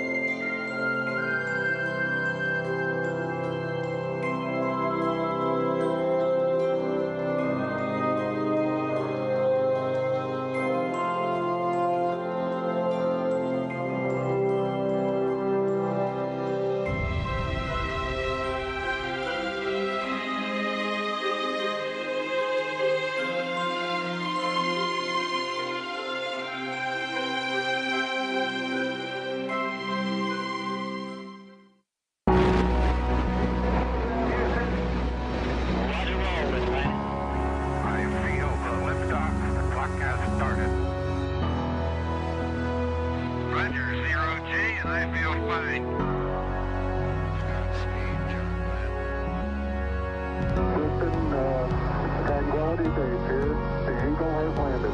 Rocket Tranquility, we copy you on the ground. New possibilities are opening up for scientific cooperation between countries. 100. Liftoff. Americans return to space as Discovery clears the tower. Discovery, go and throttle up. Discovery, roger, go for deploy. Everybody in the shuttle program, the crew is go for launch. Roger, nice to be in orbit. We have followed in their footsteps to get us where we are today.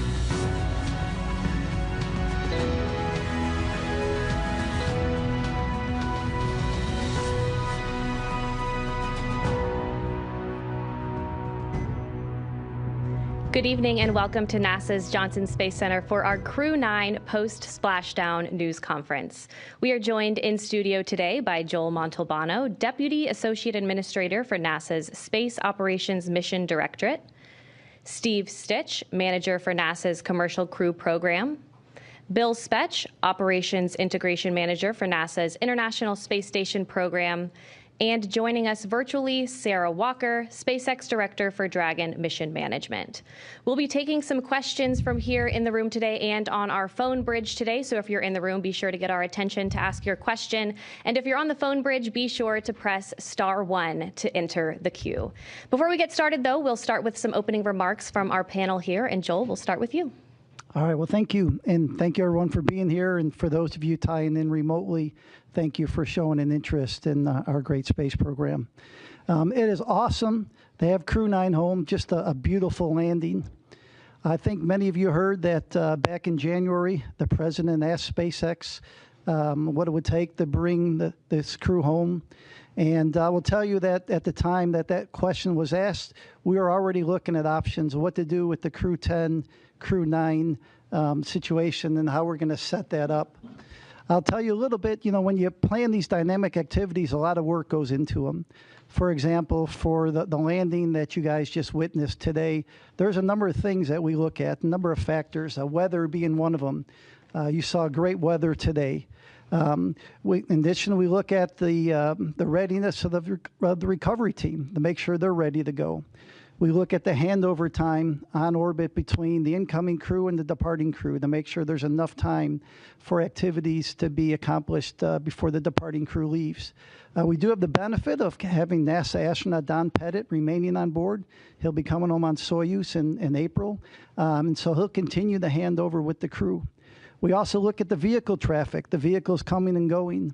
And when you pull all that together, the International Space Station program, the Commercial Crew program, and SpaceX came up with the plan that we just witnessed. The Crew-10 launch last week, the docking over the weekend, the undock early today, and then the landing that we just witnessed. So just an incredible amount of inputs that you get to pull all that together in order to have a successful operation.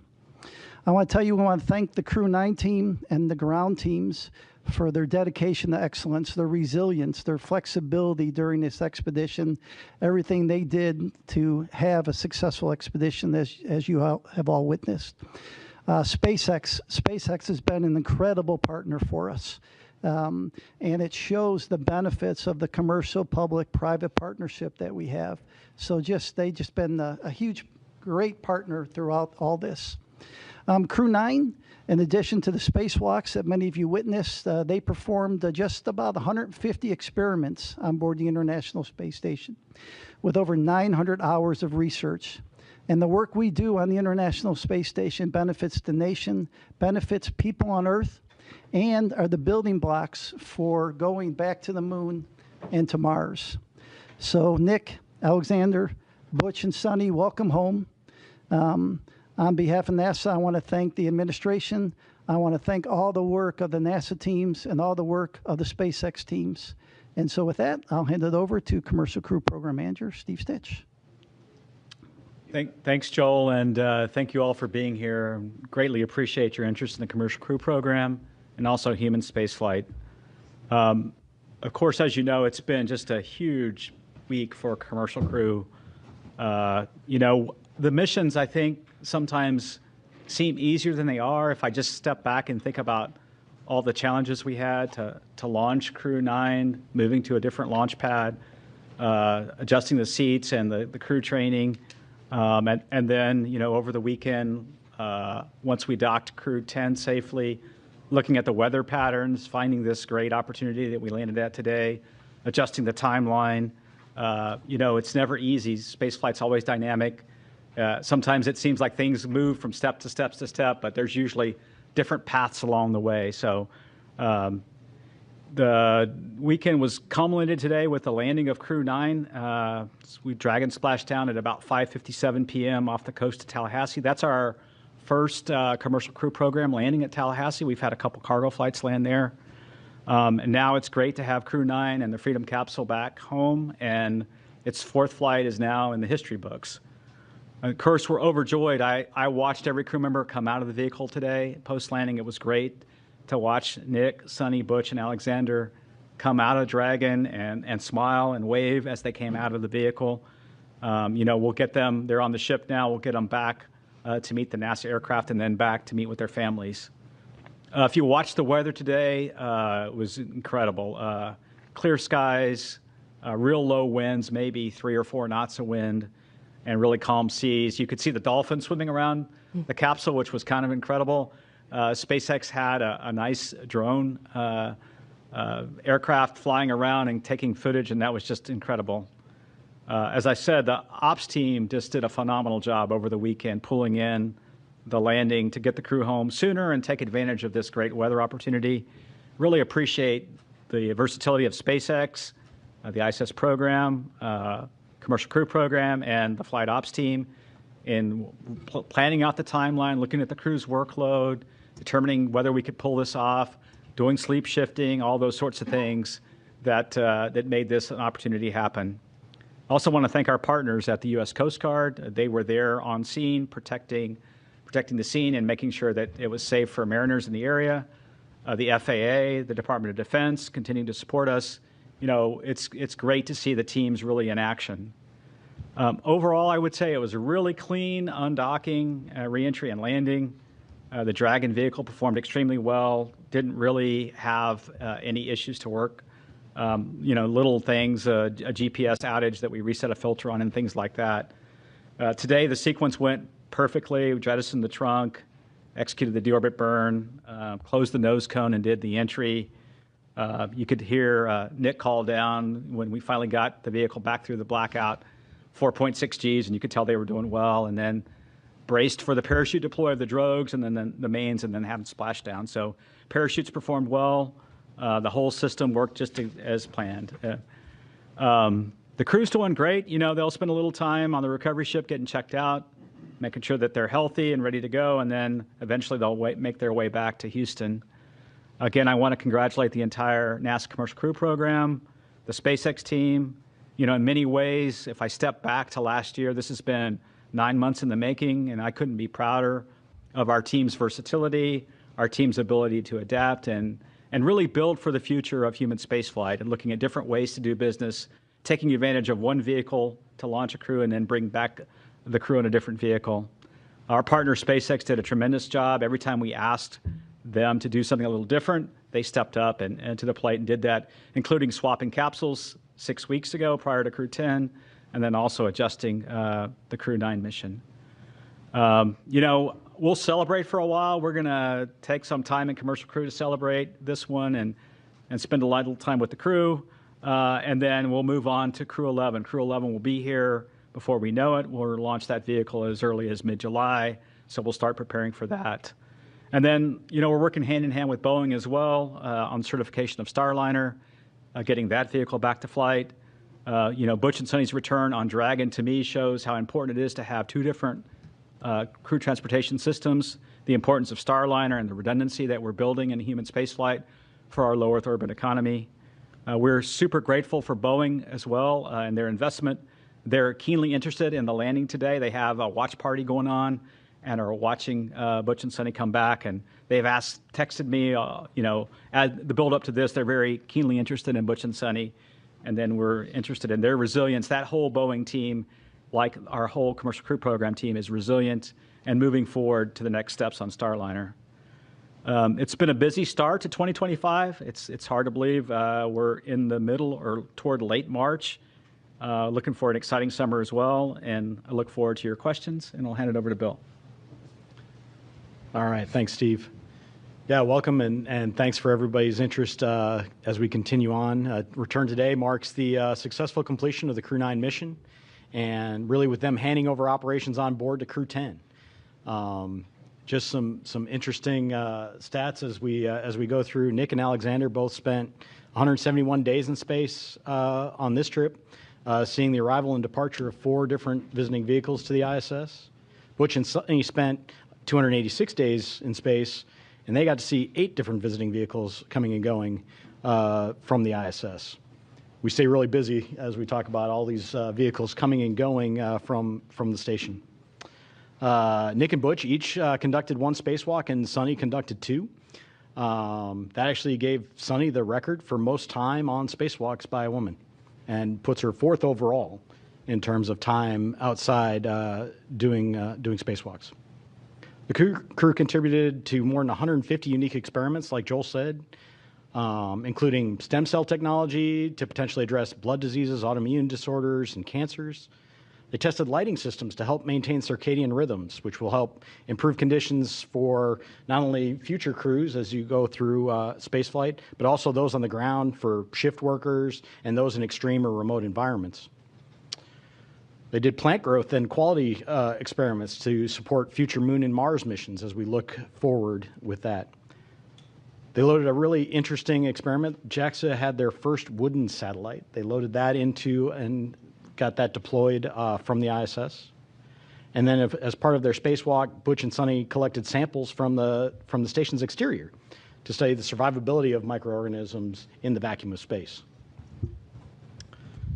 I'll tell you, the Crew-9 crew did a great job here in the near term supporting this shortened handover period with Crew-10 and enabling that landing opportunity that we saw today. There was a lot of work that they did ahead of Crew-10 arrival to get prepared, and then really working through all of the things that we need to do to hand over the emergency procedures to the crew, to get the cargo transferred that they need to, and to get all the vehicles set up for Crew-10 to be very successful. Crew-10 is already working hard, and they're working on key science investigations on board. They already kicked them off even while they were getting prepped for undocking the other day. So coming up on ISS, we still have a lot going on. We have NG-21 release at the end of March, providing some important trash disposal for the space station. Always, you got to get rid of all the stuff that you bring up, so you got to bring that down somehow, and NG-21 is going to take away a lot of that. And then we'll look forward to Soyuz MS-27 launch Tuesday, April 8th from Baikonur Cosmodrome at about 12:47 a.m. Central. That'll be carrying NASA astronaut Johnny Kim and cosmonauts Sergei Ryzhikov and Alexei Zabritsky. And then before Soyuz MS-26 returns, Alexei Ovchinin will pass on the role of ISS commander to our JAXA astronaut Takuya Nishi. Really a lot of great stuff continuing on station. I really appreciate the entirety of the team, joint with SpaceX, NASA, our operations team, the program teams, the engineering teams, all the work it takes to turn around these missions. It's a ton of stuff, and then we go change it on them at the last minute, and they handle it like the pros that they are. So welcome home to Crew-9, and with that, I'll hand it over to Sarah. All right, thanks, Bill. Well, it's a good day to be here at SpaceX, and it's a good day down in Florida as we welcome Crew-9 home from their stay at the International Space Station. We're happy to have safely returned Nick, Alex, Suni, and Butch back to Earth and to their families after their time at the orbiting laboratory. Human spaceflight is dynamic and exciting, and this crew knows that as well as any other. So back in September, Steve was talking about this a bit, Crew-9 became the first human spaceflight mission to launch from Pad 40 using our new Dragon Tower that we completed construction on last year. And it was our first mission in a while to fly a crew of 2 since Bob and Doug's historic flight in 2020. So then just 3 days ago, we launched Crew-10 to take over and continue the work of Crew-9 on ISS. And I forgot to mention this Friday night, but Crew-10 was our 50th Dragon mission since first launching COTS-1 in December of 2010. That's a huge milestone for the team. COTS, if you don't remember, stands for Commercial Orbital Transportation Services. And COTS-1 was the first demonstration mission under that original partnership with NASA to resupply the space station with cargo flights. It was also the mission that inspired me to join the SpaceX team, which I'm so grateful I was given the opportunity to do a few months later. So the rest is history. We've been bringing cargo and more recently crews to the orbiting lab for well over a decade since. And as we talked about a few days ago after Crew-10 launch, NASA and SpaceX adapted as this mission evolved. And I appreciate all the kind words said already during this press conference. As we adapted together, we kept safety at the forefront. And thanks to the teamwork across the two agencies, a change in the Dragon spacecraft for Crew-10 and then a shortened handover helped accelerate the Crew-10 launch and the Crew-9 return. Then over the weekend, we decided as a joint team to undock a day earlier than originally planned to take advantage of some great weather we were seeing off the coast of Tallahassee for Splashdown. So I know this required quite a bit of creativity from the NASA team and the onboard crew to compress the handover even further than they already had. And I'm thankful for everyone's hard work and flexibility to safely bring Dragon and the crew home today. I'd be remiss if I didn't acknowledge that today's return was also our final Dragon recovery on the East Coast. So after 6 years of successful recovery operations off the coast of Florida, we'll now be moving all Dragon recovery operations back to the West Coast. I just hope the California coast can bring as many dolphins as we saw during today's operation. That was really fun to see. We had a nominal return today. Dragon is healthy and the parachutes performed as expected. The crew is likely on the recovery vessel now, soon to transit to the SpaceX NASA handover location, while the SpaceX vessel transports Dragon back to our refurbishment facility at Cape Canaveral in Florida. It's amazing to think that SpaceX has now safely flown 62 crew members from 14 countries to space, 52 of those to and from the International Space Station. Dragon has supported 46 missions to the station in all, and 29 of those on reflown Dragons. I think that's enough flights that we can be really proud of what the team has built together and what we've accomplished, but always with the humility and awareness that we will continue to learn every single mission. The stakes of getting this right are and always will be high. And as Bill Gerstenmaier often says, we must always stay hungry and vigilant to scour the data before, during, and after every operation we perform.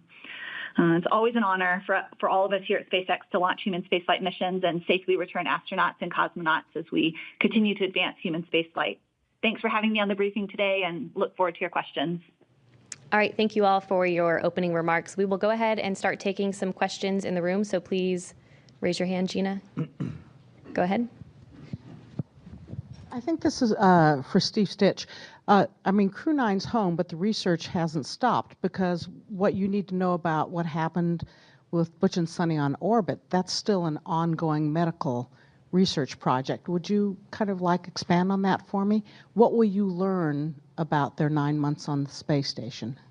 Yeah, I think I can comment and then see if Bill has anything to add. But, every single crew member that we fly in orbit, we collect medical research data. We do various blood draws at various times during the flight, especially toward the end.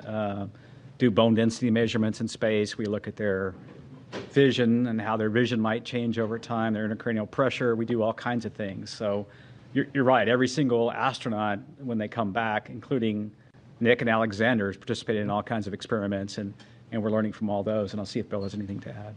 I mean, I think you covered the vast majority of it. We look at everybody when they come home, and every duration adds to that database of knowledge of the effects of spaceflight on the human body. And so we continue to look at that across all of our crew members.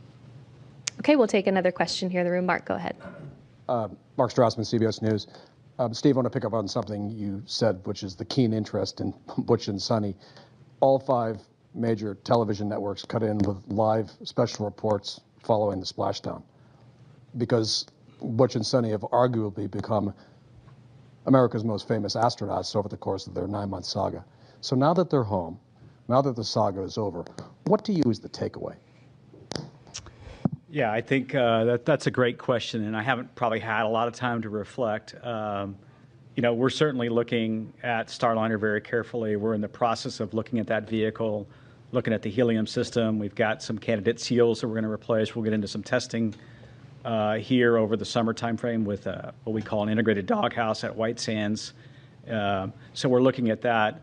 The thing I think back of this whole timeframe is how really resilient Butch and Suni were the whole time. I mean, they launched on what was going to be a short test flight with the crew flight test vehicle with Boeing, And then they moved very quickly into station increment operations, and they became seamlessly part of the International Space Station. And they did that because they're experienced astronauts, and we had prepared, right? We had flown gloves for them to do spacewalks, and we had flown a lot of components for them. So I think that shows the adaptability of crew members. And if I think forward to exploration and maybe some harsh missions to the Martian surface someday, or back to the moon, you know, the adaptability of crew members, changing the timeline for their return. Certainly a huge thank you to their families. You know, when you think about Butch and Suni, they enjoyed their time on station. They got to do spacewalks, and they got to do lots of cool science and things like that. Their families are the ones that really, you know, kudos to them for being resilient in a planned short duration flight now turning into a long duration. And I think back of when they went into quarantine. They went into quarantine in the April timeframe for the early May launch that we had for the crewed flight test. So the families, a huge thank you to them. I'm sure the reunion is going to be wonderful with the families. And we'll keep learning as we go and keep being adaptable in the future. Let me just add, if it's okay, it shows the flexibility of our commercial providers. The fact that they flew up on the Boeing vehicle and home on SpaceX, this is a lesson learned for NASA too, such that when we do have Boeing and SpaceX both flying on a regular basis, we need to be able to do the opposite too. If we come up on a SpaceX vehicle and have a problem to be bringing people home on a Boeing vehicle, it shows you, you know, this year I think many of you know we celebrate 25 years of crewed on the International Space Station, and just shows the flexibility we have with the space station and our commercial partners. We'll take our next question here in the room. Go ahead. Ed Lavendero with CNN. Two questions. Do you have specifics on the timeline of when the astronauts will be landing back here in Houston and reuniting with their family over the next, I'm presuming, the next few hours? And then secondly, the more delicate question is, of all the talk that we've seen over the last months that these astronauts had been, quote, stranded in space, how did that kind of talk affect you guys over the last few months in formulating a plan to get them back home? Yeah, I don't have the specifics of the timeline. I know they're going to fly back here tonight. They'll probably spend some time rehabilitating a little bit, and the doc's watching them, and then they'll rejoin their families in the next, you know, day or so. You know, relative to the mission planning, I think what we did was we tried to look for opportunities to bring the crew back when it was safe to do so, and you know, we always had a lifeboat, a way for them to come home, all the way back to Starliner. If you remember, during the Starliner crewed flight test mission, we said if there were an emergency during part of that mission, we considered the thrusters, the service module thrusters, good enough to bring the crew back then. We then transitioned to the Crew-8 vehicle for a temporary time frame until Crew-9 arrived. So we always had a way to get the crew home safely should we need to. And then it really became, when is the right time? When is the right time to bring them back? And then when we had to swap over Dragon capsules from the new vehicle, which wasn't quite ready, we moved to Capsule 210. We figured this March timeframe was the timeframe to execute this direct handover that we just did. So for me, it's been the normal kind of planning I do all the time, looking at all the options, working with SpaceX, working with the space station program, and finding the right time to bring the crew back. Okay, we'll take another question here in the room. Hi guys, my name is Amanda Henderson. I'm with KHOU 11, the CBS affiliate here in Houston. 10 days turning into 9 months, but turning also into hundreds of hours of invaluable research that they got up there at the ISS, and also moonwalk hours. Can you talk a little bit about how, when you realized that they were going to be up there for longer than the intended time frame, they were able to transition into getting that invaluable research started? Yeah, I can start with that one, and I can let these guys add in. So even before they launched, because we knew they were flying on a test mission, we provided all the training for the stay on ISS that they would need to be a long-duration crew member. We flew the equipment. Every crew has unique equipment that they need to do a spacewalk, and we made sure we had that up there. So I think it really comes to the preparation that we did even before they flew that allows them to be so successful when they get up there. And that's really what we do with all of the crews that fly to the ISS. There's the rigorous training program that they go through. They're prepared for things. They have a lot of skills-based training that goes on so that they know how to do the basics of everything. And then we have an outstanding team on the ground working with them. They get to work directly with the scientists in a lot of cases on experiments that help walk them through what they're doing, video downlinks. We have a lot of different ways to kind of help them through, and it really just enables everything that they then do on board in an effective manner. But it all starts with that preparation that we did ahead of time, knowing that we have a test mission coming. I do think the difference, like the shuttle missions had a finite duration.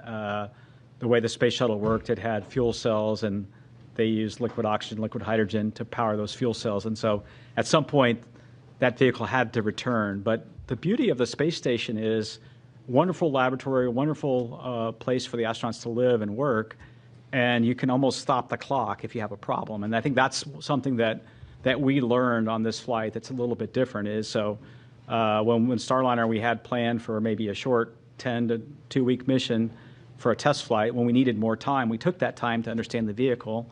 And then when we determined that the better option would be to bring Butch and Suni back on Dragon, we pivoted over to that plan. So I think station gives us that flexibility that we never had before. And we also have flexibility now, as Joel said, with 2 different vehicles. So someday there may be a case where we're using Starliner to handle a Dragon contingency problem of some sort. So we have a luxury that maybe we didn't have in the past, and so we're adapting and learning from that. All right, we'll head over to our phone bridge to Marcia Dunn with the Associated Press. Yes, good evening. Probably for you, Steve. I understand the crew is being flown to Houston tonight and that they'll be staying at JSC and crew quarters. When will they be able to go home if they're feeling good?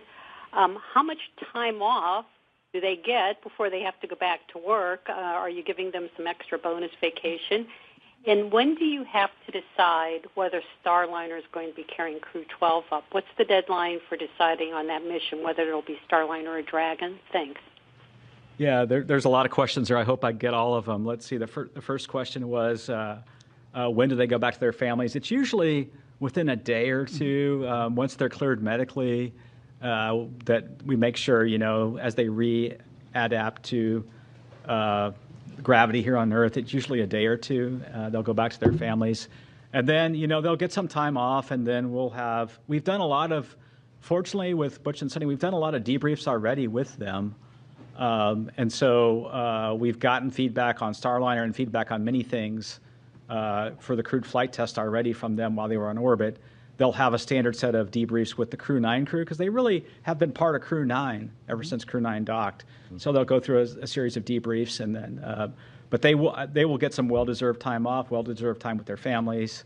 It's been a long time for them, and look forward to hearing their stories about meeting with their family. I think the last question, Marcia, was when do we have to decide Crew 12 versus the next step with Starliner? And we probably have a little bit more time as we get into the summer and understand the testing we're going to go do to make that decision, whether it be Crew 12 as the next flight or Starliner. We're also looking at some options for Starliner. Should we need to, of flying it uncrewed, the vehicle has the capability to fly uncrewed if we need to. And so we'll kind of weigh all those things as we get the testing and analysis behind us. Boeing's done a good job of developing a new thermal model, which we're using to try to understand the changes we're going to make in those dog houses. We'll add some tape and thermal barriers in different places. So we have a little time to make that decision. Okay, our next question is from Chris Davenport with The Washington Post. Hey, everyone. Thanks for taking my question, and congrats on a successful end to the mission for Steve Stitch. You had mentioned your discussions with Boeing, and I'm just wondering, has Boeing given you a 100% commitment that they are sticking with the program, just given the enormous costs they've had to eat? And is NASA doing anything to incentivize them to stay? You just mentioned an uncrewed flight, for example. Thanks. Yeah, Boeing, all the way up to their new CEO, Kelly, has been committed to Starliner. I can see that in the way they're approaching their solution to the problems. They're taking the time to understand the leaks we had in the helium system and testing some new seals that we may field in those flanges. The same thing with the the test plans that are multifaceted for the thrusters, some testing of the Teflon material, testing, integrated testing at White Sands. So I see them being very committed. They want to provide a transportation system with crewed capability to fulfill their missions. And then they're even, I think, stepping beyond that and thinking about low Earth orbit and COMLEO destinations with their vehicles. So I see a commitment from Boeing to continue the program. They realize that they have an important vehicle, and we were very close to having a capability that we would like to field. I think we have some changes we need to make to the way we heat those thrusters, the way we fire those thrusters, and then we can test that on the next flight. So. Our next question is from Ken Chang with the New York Times. Hi, thank you. This is for Joel, Steve, and Sarah. The White House put out a statement that said the landing today, representing President Trump, keeping his promise to rescue the astronauts stranded in space. And from what you just said during this news conference, I think it's been in the works for months, and a lot of work for everyone. I was just wondering, could you explicitly answer the question, if Kamala Harris were president, or if Joe Biden had run for re-election and won, would anything have changed with this mission? Thank you. NASA is an agency. We work for the president, and who's ever there, we work for them. We had an input from that office. We took a look at it. And, our job is to take all the inputs we get and operate as successful and safely as we can. And that's what we did for this administration, and that's what we would do for any administration. Our next question is from Sana with Bloomberg News. Hi, thank you so much for taking my question. I had another question regarding Boeing. I know you just mentioned that you're looking at options for an uncrewed mission. So I guess we're wondering who would pay for the uncrewed mission, and would Boeing be required to redo the crewed test flight as well? Thanks. Yeah, what we're looking at right now is we really want what I would call is a crewed capable vehicle. So even if we were to fly the vehicle without a crew in the return back to the next steps on with Starliner, we want that to be crew capable. So we want it to have all the systems in place that we could fly a crew with. And in fact, as I think about it, it might be there for a contingency situation as we prepare for whatever events could happen. One of the things that I've learned in my time at NASA is always be prepared for the unexpected, always have options. And so that's what we're thinking about. So we'll take those steps forward. We'll look at the test data. We'll make a decision whether to fly it crewed or uncrewed. And then, we are trying to do it under what we call this post-certification phase of the contract. And Boeing has delivered a lot of the certification data already. They have a little bit more to go relative to the prop system. I think we talked about they're flying a new spacesuit eventually, and a few other things like that. So we're looking at doing it under that phase of the contract, and NASA meeting its commitments on those flights. Our next question is from Will Robinson-Smith with Spaceflight Now. Hi, thanks so much for taking the time to talk with us today, and congrats on the splashdown of Crew-9. Maybe just following up on Ken's question to Joel and Stitch and Sarah. Obviously, as you've discussed tonight and over the last several months, the plan has been established for some time on how to bring Butch and Suni back to Earth. But barring them returning on the seats that were added on the Crew-8 Dragon spacecraft, had the decision been made to try to bring them back any earlier, was there a Dragon spacecraft that would have been available to operate that mission prior to the Dragon that we just saw support the launch of Crew-10? Thanks. Yeah, the earliest Dragon that we had to go fly the mission really was this capsule 210. And so when we were planning originally on Crew-10 to have the newer spacecraft, we thought it would be ready Initially, we were going to launch in mid-February. We moved it to March 25th, and then I think Sarah talked briefly before about some of the challenges we had, or maybe it was Mr. Gerstenmaier, with a battery system that was a bad component we had to pull off. We had to pull the heat shield off and vector out of some work on the vehicle. We had some challenges with some valves in the prop system.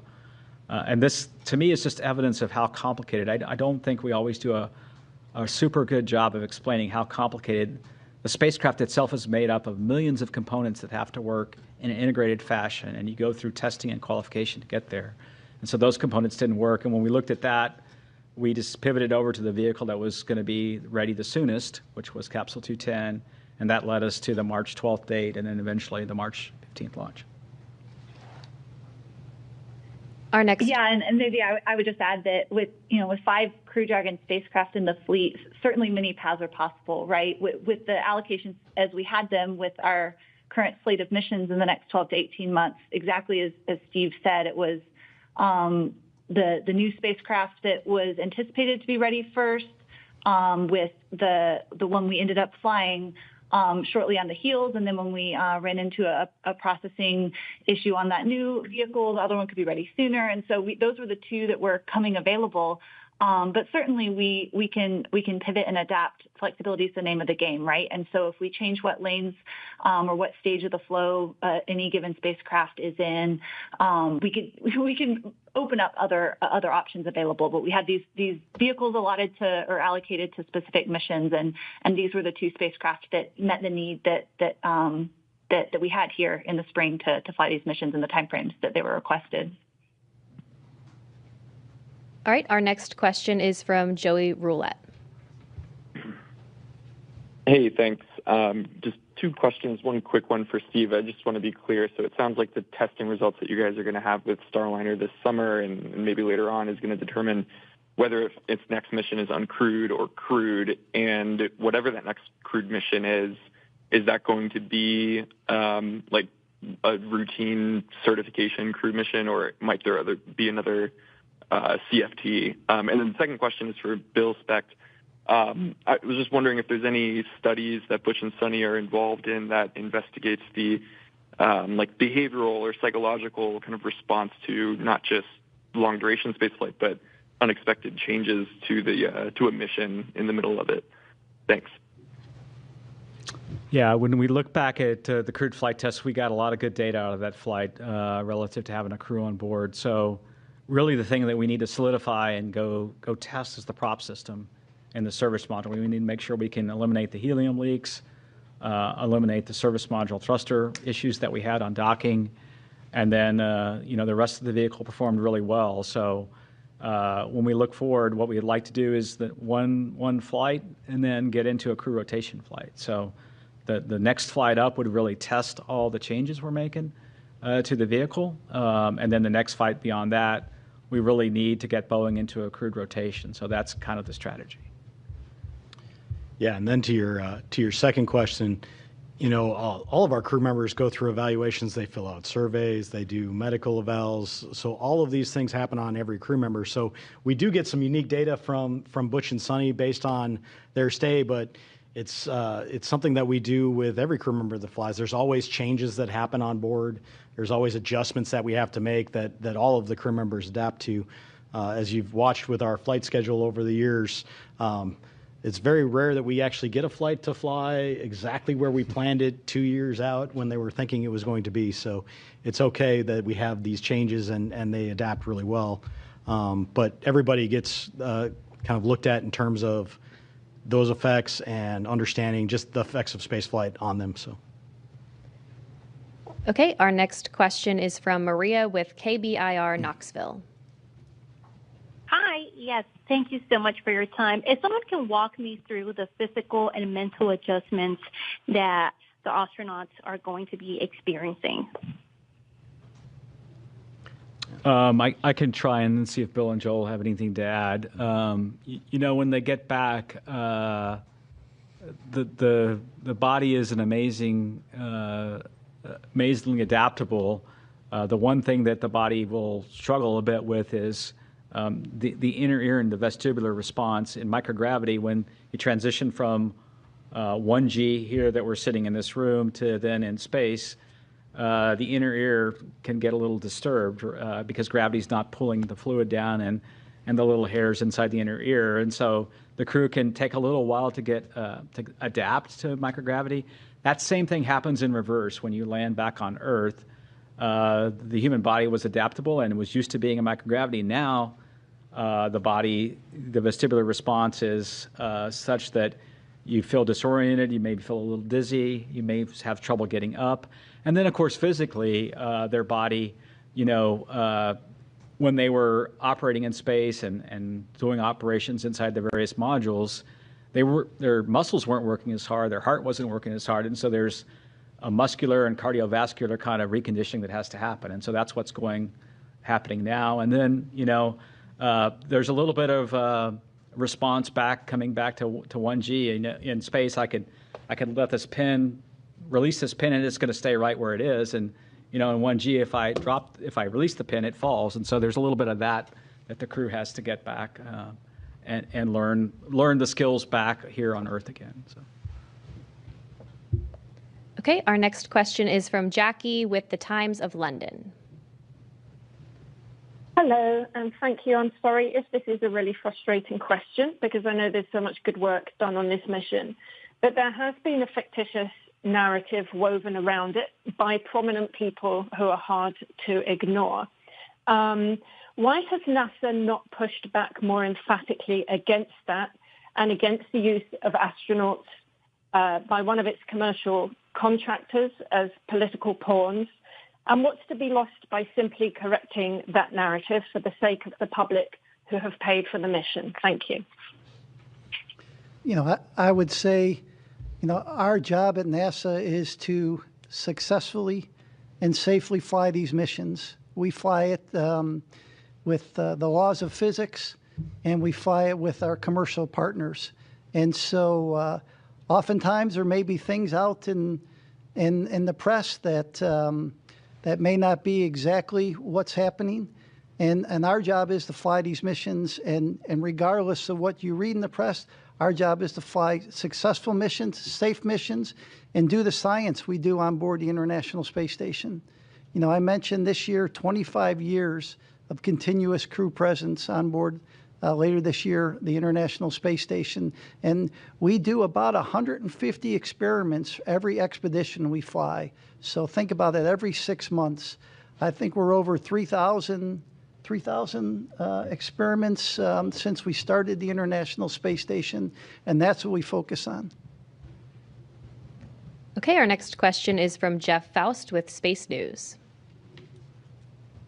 Hey, good evening. Question for Bill or Steve. Since the Crew-9, Crew-10 handover lasted only a couple of days, was there anything you would normally do on a handover you weren't able to do in this case? And in the future, might you consider shorter handovers between future commercial crew missions? Thanks. Yeah, across the board, the main thing that we have to get done is, like anytime you get to a new place, is the emergency briefings. Where do I go in case of an emergency? What are my duties in terms of an emergency? And that happens very early on. And then the follow-ons are more of the general, hey, where did you guys put this thing? Or where did you put that? Where did you leave this wrench when you get up there? Because you can imagine the size of the space stations is so large, and there's a lot of stuff up there. So a lot of the handover that we do with the crews is more set up to be an efficiency gain. And that really helps them be more effective when they go and get to the tasks done that we need to.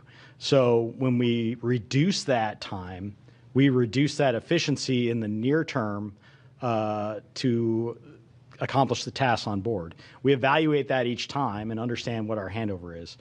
In general, we don't look to reduce that because we want to be as efficient as possible. We want to get everything done in the most efficient manner, get the most things done on Space Station that we can.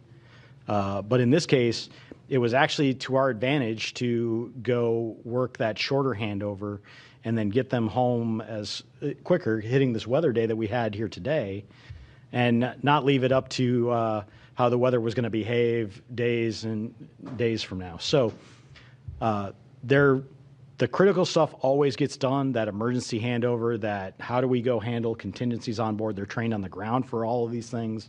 And we have a lot of support for the teams on the ground to help them as they go, so we can shorten it if we want to. But it's not quite the same as getting up there and finding out from the person that's been up there for 6 months, hey, I found that this was the best spot to put this, or I left this here.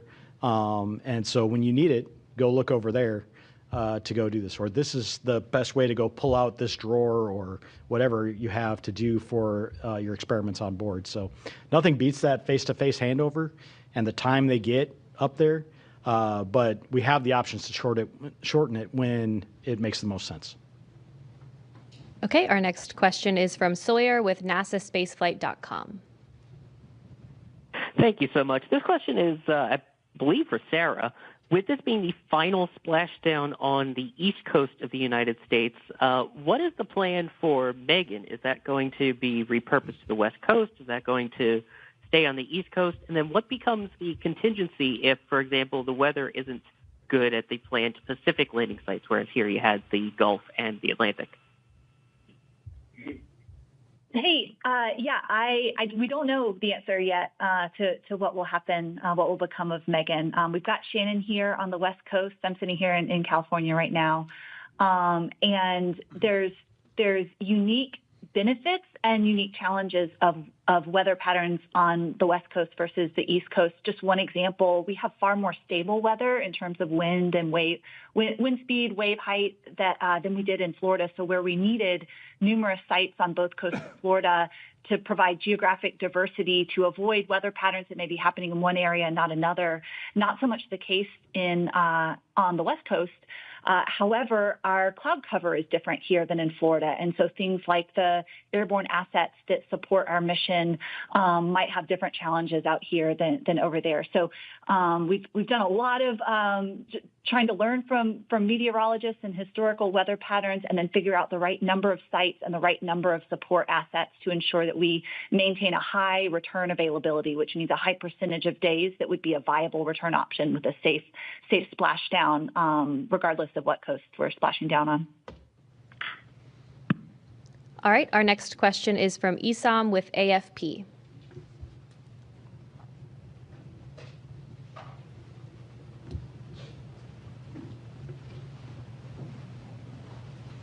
If you're talking, we can't hear you. Oh, sorry about that. I was on mute. A couple of quick questions. Steve, you mentioned that they'd be released to their families in a day or two, but they're still going to be going through with rehabilitation for quite a while, right? If you could discuss that. And the other second question is just a bit broader to follow on from some of my colleagues. As Steve confirmed that, Crew-10 was the designated mission that this could happen, could you help us sort of square that circle that, with praising the administration for accelerating the timeline? How concretely, just to follow up on my colleagues' questions, how concretely can the administration be credited with accelerating the recovery when, the plan hasn't fundamentally changed here? It's just something that we're having a little bit of trouble understanding. Thank you. Yeah. I'll talk the rehabilitation and I'll let Joel talk about the other questions. Rehabilitation will continue.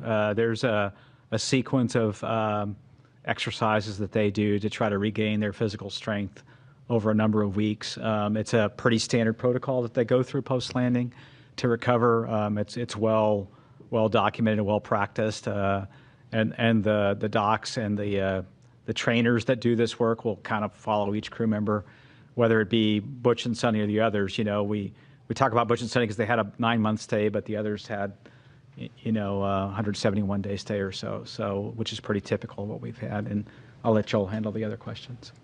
And so you were asking the input from the administration. So I think Ken Bowersox said it well the other day. It excited the system, right? It gave us some energy in the system. But the other input was to do this successfully and safely. And that's why I talked about all the different inputs that you get. We got the input from the White House, but you also have to look at the vehicle readiness. We talked about looking at weather. We talked about recovery team, handover, the vehicle traffic going to and from the International Space Station. So when you put all that together, we came up with a I thought, a pretty good plan that the teams executed over the last 4 or 5 days. All right, we'll take the next question here in the room. Darlene Ferris with Fox 26 Houston. I was just wondering if any of the experiments or tasks, was there anything that was able to be done due to the unexpected extra manpower with them on board that wouldn't have like a benefit to having the extra people? So we, once Crew-9 arrived and Crew-8 departed, we were at our normal crew level. So we managed within the normal kind of cadence that we did there. But before that, we absolutely took advantage of Butch and Suni being there and having the extra hands. We had some maintenance activities that had to be done over the summer that would have potentially taken away from some of the science that we were doing that we didn't have to take away from that time because of the fact that we had the extra hands there. So it was great having them there over the summer as extra hands to help out with a number of activities going on. Okay, we'll take our next question here in the room. This may be premature, but initial reports from the recovery ship just about their condition and how they're doing. Has anybody heard?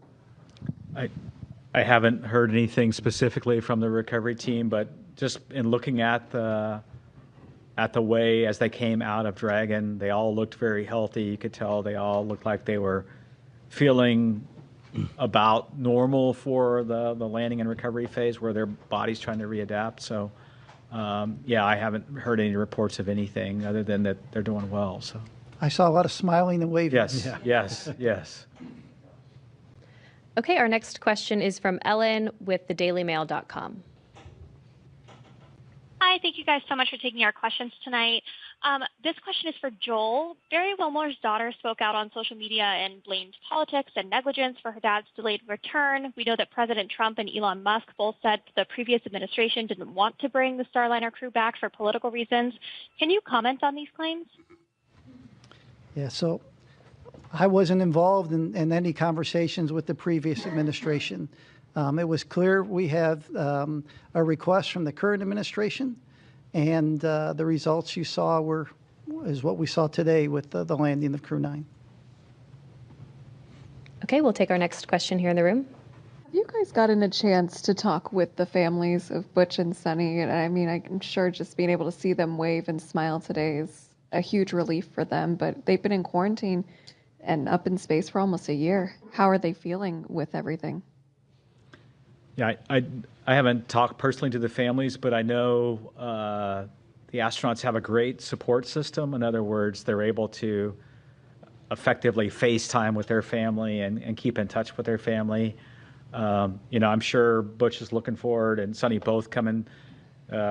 Easter's coming up, and there's graduations coming up, and there's lots of family activities coming up that the timing's probably pretty good for. So I haven't had a chance to talk to the family, so. My guess they had bigger smiles than the crew members. Yes, yes. Okay, our next question is from Mike with space.com. Thank you, guys. This is probably for Sarah. I was just wondering, were there any different approaches that you guys took with this Dragon to kind of meet this faster deadline, or this, and if there are any kind of changes to the processing, are those things you can take into future missions? Hey, no changes to the processing. And actually, if you're able to go back and listen to Friday night's briefing, I think Steve also shared a little more detail about that. But similar process, it's just a matter of doing a little bit of Tetris within our facilities of what vehicles are going into what tests or what operations in the pre-launch processing flow first. So we certainly did that. There's a few items of hardware within the vehicle that are unique to the specific crew flying. For example, we have small, medium, and large seat buckets installed in each of the 4 locations, and then custom foam for each individual to further customize their experience. And so there was a little bit of just doing the tally on the unique hardware and making sure it was all okay to be used for this mission, but nothing unique to the actual processing flow itself. Okay, our next question is from Carolyn with Fortune Magazine. Thank you very much, and congratulations. I'm wondering, can you just share a little more how Suni and Butch handled kind of the switch mentally to the 9-month mission, besides being very resilient, and what advice you give the rest of us lonely humans when we encounter challenging circumstances? And then maybe just talk a little more about the physical repercussions with respect to radiation, effects on the heart and cornea, that kind of thing, and how we go about planning to protect against that when we think about missions like to Mars and extended stays. Thanks. I can start, and then the other guys could ask. Before an astronaut flies, we talk to the crew. The crew members are talked to about extending. Hey, you may be assigned for a 6-month mission or an 8-day mission in this case, and you may be extended. Frank Rubio was an example, right? Mark Vande Hei was an example. So this isn't the first time that people are flown.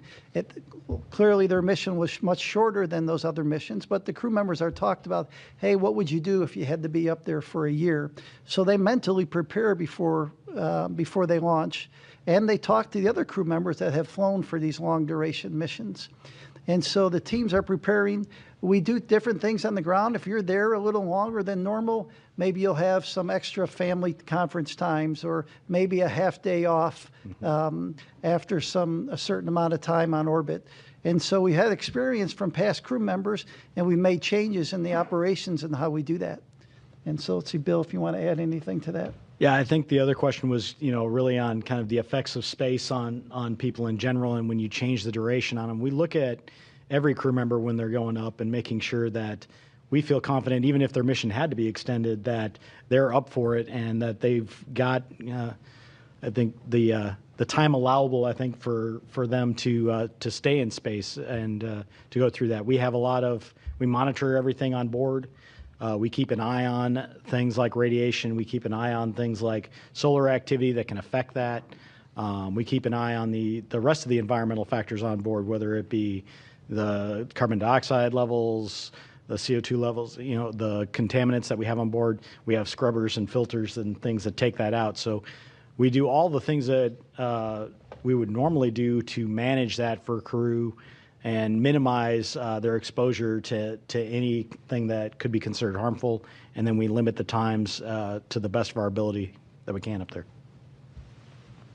Our next question is from Marcia Smith with spacepolicyonline.com. Thanks so much. Steve, you mentioned that Crew-11 might launch as early as July, which seems like a pretty short interval for Crew-10 to be up there. Could you talk about what's driving you to launch as early as July? And will either of the astronauts who are bumped from Crew-9 be on Crew-11, Stephanie Wilson or Zena Cardman? And which capsule will they be flying? Let's see the timing for that mission right now. Originally we were going to fly that mission. We had been, if you look at historically, our rotations have been in February and August.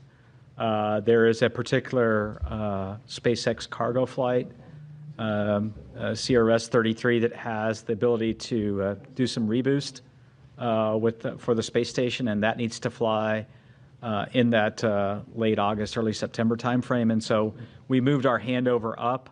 That boost trunk is what we call it, will be there for a large part of the fall timeframe. So to get all the propellant used on that mission. So that's why we looked at moving it up. Right now we think we'll fly probably the Capsule 206, which is our fleet leader. It'll be on its 6th flight.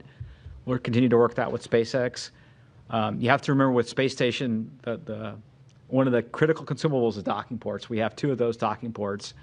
And so once we fly that CRS-33 mission with the boost trunk, one of those docking ports will be tied up for an extended duration. And we like to do this direct handover. We like to ensure the new vehicle is there, the new crew's there, before we undock the astronauts that have been there for the increment in progress. And so when you put all that together, it drove us to look at right now, mid to late July. Of course, things can change over time, but that's kind of what we're looking at. We'll kind of pivot over to that once we complete the debriefs for Crew-10. So. Our next question is from Will Robinson-Smith with Spaceflight Now. Hi. Taking a question from us. Question to Steve Fitch. Going back to the comment you made earlier in this briefing, correct me if I'm wrong, but I think you said that there was another look that needed to be taken at the flight suit for those flying both these flyers. Can you add a little bit of detail to that may need to be changed and the reason for that? Thanks. Did you get that? I couldn't. I'm sorry, you're coming in a little bit, it's breaking up a little bit. Can you please try to repeat your question?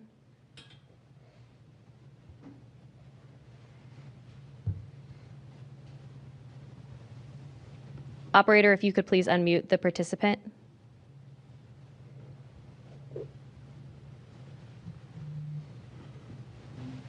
Will, if you're talking, we can't hear you.